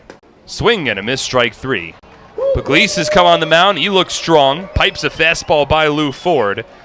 Back-to-back strikeouts for the righty, and there's 2 away in the top of the 9th. Long Island still in front, 6-0. Well, and sure, this is eating up innings, but for Pugliese, a good opportunity to try and really prove himself against a good offensive team. And to Brett Jody, they gear up for this final stretch in the first half. All 6 runs for the Ducks were scored between the 4th and the 5th innings against starting pitcher David Holmberg. Here's Ray Fuentes, takes the first pitch low and in, 1-0. Did you see Parks and Rec? Have you watched that? Love Parks and Rec. Me too. That was a good ending. I agree. They tied the knot on all of the storylines. And the show kept moving. It absolutely did. 1-0. Swung on and missed. 1-1. And I feel like there's other shows that have tried to do what they did, which is fast forward the story like 3 years for the final season. But it worked. Yep. It kept, all of the same feelings, the themes. That was a good show. 1-1. Breaking ball fouled off. Now, historically, a show that has had a pretty polarizing ending that was one of the biggest TV dramas of all time was The Sopranos. Yep. And there's critics that like the way that it ended because it leaves it open-ended to the point where you could sort of apply what you think will happen. Yeah. And some people like that, but other people are like, don't make me decide. As the 1-2s foul it off. You give me the ending. Well, right. I mean, you watch a whole show, you invest so much time. What happened? Yeah. I think what happens sometimes in these shows also is that as a viewer, you get so invested in the characters that you project in your mind the way that you want things to end. And if it doesn't happen like that, then it's wrong. Exactly. The 1-2. Swung on, popped in the air along the infield. Ray Navarro at third base comes in, makes the catch. And it's a strong inning on the mound for James Pugliese. No runs, no hits, 1 error, and 1 runner left on base. Last licks for the Patriots, 6 to tie, 7 to win when we come back on SPN.TV, 1450 WCTC and WCTCAM.com. Are you ready for some family fun? Have a ball with everyone. It's a slam and hit, come on and get patriotic.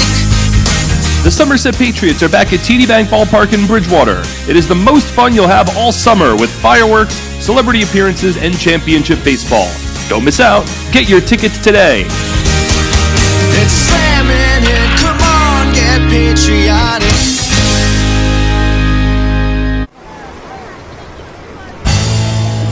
It's an unstoppable force, vast and mighty.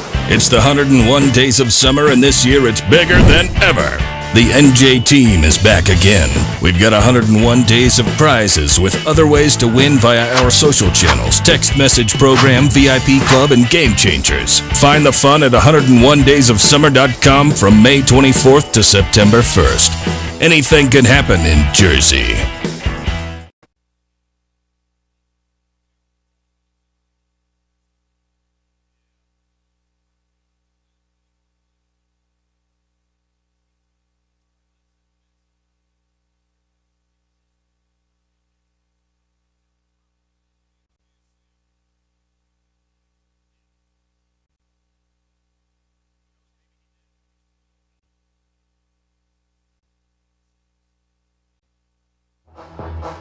It's the bottom of the 9th inning at TD Bank Ballpark. Somerset Patriots trailing 6-0. Their sole possession of first place on the line. Their 11-game home winning streak on the line. Their 5-game overall win streak on the line as well.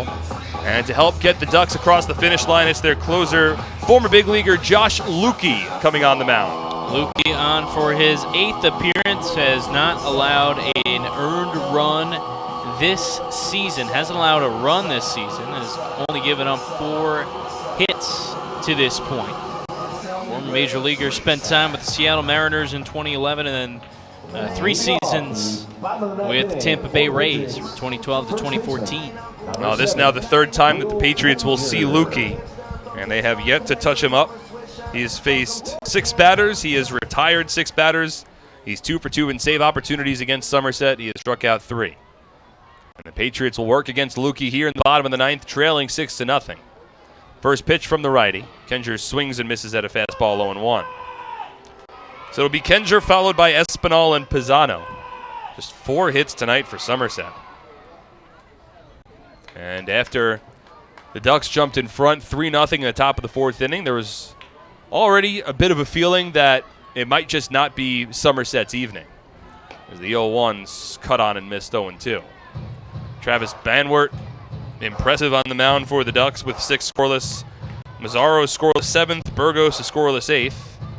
And now Lukey, who's been very impressive so far this season, hoping to get the final 3 outs tonight in the 9th. 0-2 to the lefty Kenger. Spiked in the dirt, 1 ball and 2 strikes. A loss for the Patriots tonight would bring them back into a tie for first place in the Liberty Division and decrease their lead over the 3rd place High Point Rockers to just a game and a half.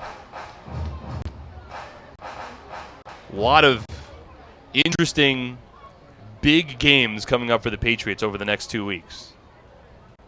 Here's the 1-2. Swing and a miss, strike 3. Breaking ball dives in the dirt. Kenger swings over, and there's 1 away.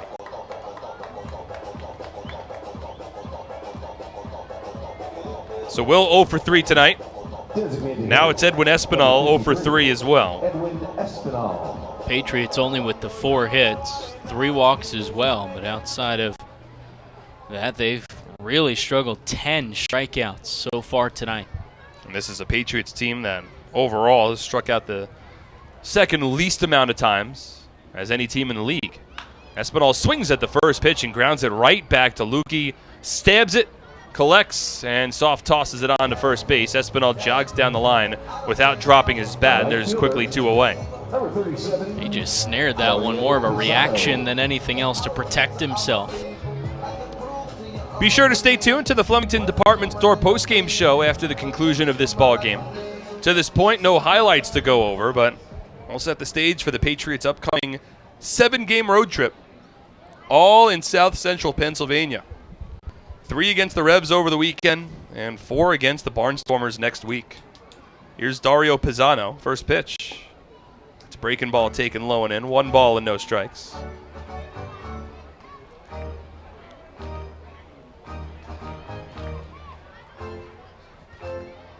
Fans remaining in attendance, excited about the post-game fireworks show presented by Centenary University, as we've passed the 3-hour mark of this ball game.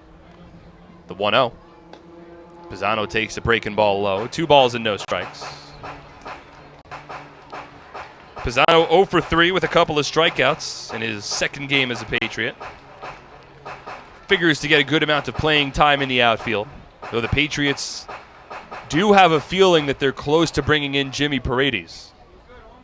Might happen even as soon as this upcoming road trip. Pisano takes a fastball low and in, 3-0. Been hearing the Paredes name sort of tossed around Somerset's clubhouse over the last couple of days, and boy, 6-year major leaguer, a lot of power, put up strong numbers in a limited amount of time in the Atlantic League last year. Seems like the ideal kind of guy the Patriots want to bring in. Now the 3-0. And Pisano takes a strike on the outside corner, 3-1. It's already a pretty deep Patriots lineup. A lot of players that have similar strengths. But bringing a guy like Paredes in, that would add a little more pop to the middle of the order. Then you could start shifting guys a little further down in the order that have hit for high averages, like Will Kenger potentially. 3-1 to Pisano is fouled off. Third base side. Will it remain playable for Lombardozzi? It will not. About 7 rows deep in the stands down the third base line. Now the Patriots are down to their final strike. Plenty of options for the Patriots if and when Paredes joins the team. But again, we don't have a firm date. Certainly a possibility over the upcoming road trip. But for the time being, Somerset is down to their final strike, trailing 6-0 against the Ducks in tonight's series finale. A win would have put Somerset in the driver's seat for the tiebreaker over Long Island. Now the 3-2. Swung on, popped in the air, third base. Underneath it, Lombardozzi in fair territory makes the catch, and this ball game is over. The Long Island Ducks pretty much dominate this one from front to back. A 6-0 win for Long Island. They salvage the 3-game series and end the Patriots' 11-game home win streak. It's a 6-0 win for the Ducks as we step aside. When we return, we'll talk about the game, and we'll set up the upcoming road trip next on SPN.TV, 1450 WCTC, and WCTCAM.com. At Flemington Car and Truck Country, we've been satisfying customers for over 40 years, providing selection. With 16 manufacturer brands plus over 500 available certified pre-owned vehicles. Convenience. With all our dealerships located on Route 202 and 31 in Flemington. And satisfaction. With positive reviews praising our business model every day. We'll never take our customers for granted. Flemington Car and Truck Country. Every day, we're here. Presenting the lowest car prices you've ever seen. Wow pricing. Only on Fullerton.com. It'll blow you away. If you want the best deals on all new cars and trucks, don't miss Fullerton's absolutely enormous spring clearance event. Get the lowest prices on our entire new inventory all month long. This month only at Fullerton. And welcome back to TD Bank Ballpark for the final time tonight as the Somerset Patriots fall to the Long Island Ducks by a final score of 6-0. Mark Schwartz alongside Brandon Pelter on the Flemington Department Store postgame show. Flemington Department Store, the area's best selection of quality clothing, flooring, furniture, and footwear. Found in our 2-acre showroom located on Route 31, north of the Flemington Circle. Flemington Department Store, it's worth the trip. We'll jump right into the game recap. No real highlights to go over for the Patriots tonight. They were stymied by an impressive outing from Ducks starting pitcher Travis Banwart. The Ducks had an opportunity to play to run in the top of the first inning. They weren't able to do so against Somerset starting pitcher David Holmberg. The game was scoreless over the first 3 innings, but the Ducks would take the lead in the top of the fourth against Holmberg. A 1-out base hit for Darby Myers, and then an RBI double from Hector Sanchez plated Myers for the first run of the game.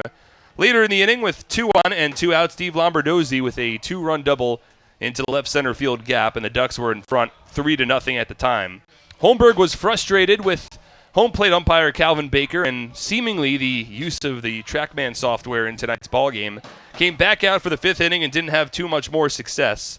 Allowed L.J. Mazzilli to reach on an E1 to begin the frame. Traded places at first base with David Washington on a fielder's choice. And then back-to-back home runs for the Ducks. A 2-run shot from Lou Ford, a solo home run from Ray Fuentes.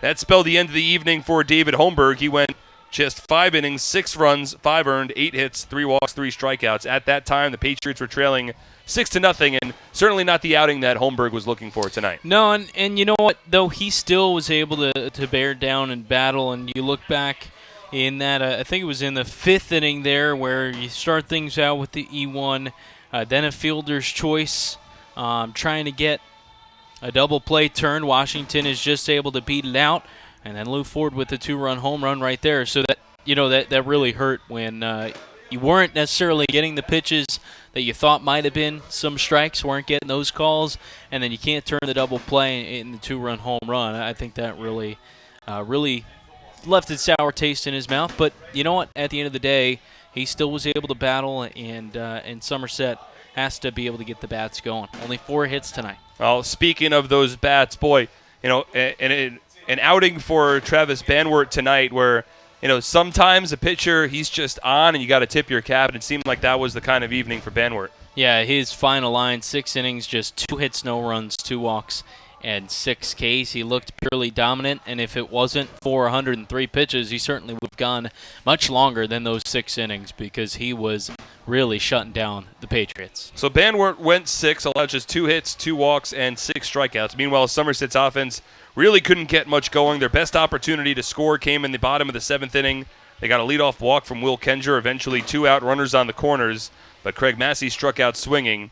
And after that point, the Patriots went down quietly for the final 2 innings, as it was Enrique Burgos in the 8th and Josh Lukey in the 9th, with Somerset dropping this ball game 6-0. 6 runs, 10 hits, no errors, and 9 runners left on base for the Ducks. No runs, 4 hits, 2 errors, and 5 runners left on base for the Patriots. Travis Banwart, the winning pitcher, he improves to 2-0. David Holmberg, the losing pitcher, drops to 0-2. No save is recorded in a ballgame that took 3 hours and 7 minutes on a very humid Thursday evening. With the win, the Ducks improved to 32-20, while the Patriots fall to 32-20. Both teams now tied for first place in the Liberty Division standings. Every other game in the Atlantic League has gone final tonight. The High Point Rockers on top of the Lancaster Barnstormers 8-2. They finish off a 4-game sweep. The York Revolution come from behind and defeat the Sugarland Skeeters 8-6. And the Blue Crabs hold on for an 8-7 win over the New Britain Bees. So your updated standings in the Atlantic League will start over in the Liberty Division. Again, the Patriots and the Ducks tied for first place. The season series between the two teams also tied at 3 games apiece, so these two teams deadlocked for first place. Meanwhile, the High Point Rockers in third, just a game and a half back. They've won 5 in a row. And the New Britain Bees, 5.5 back in fourth. Still a game over 500.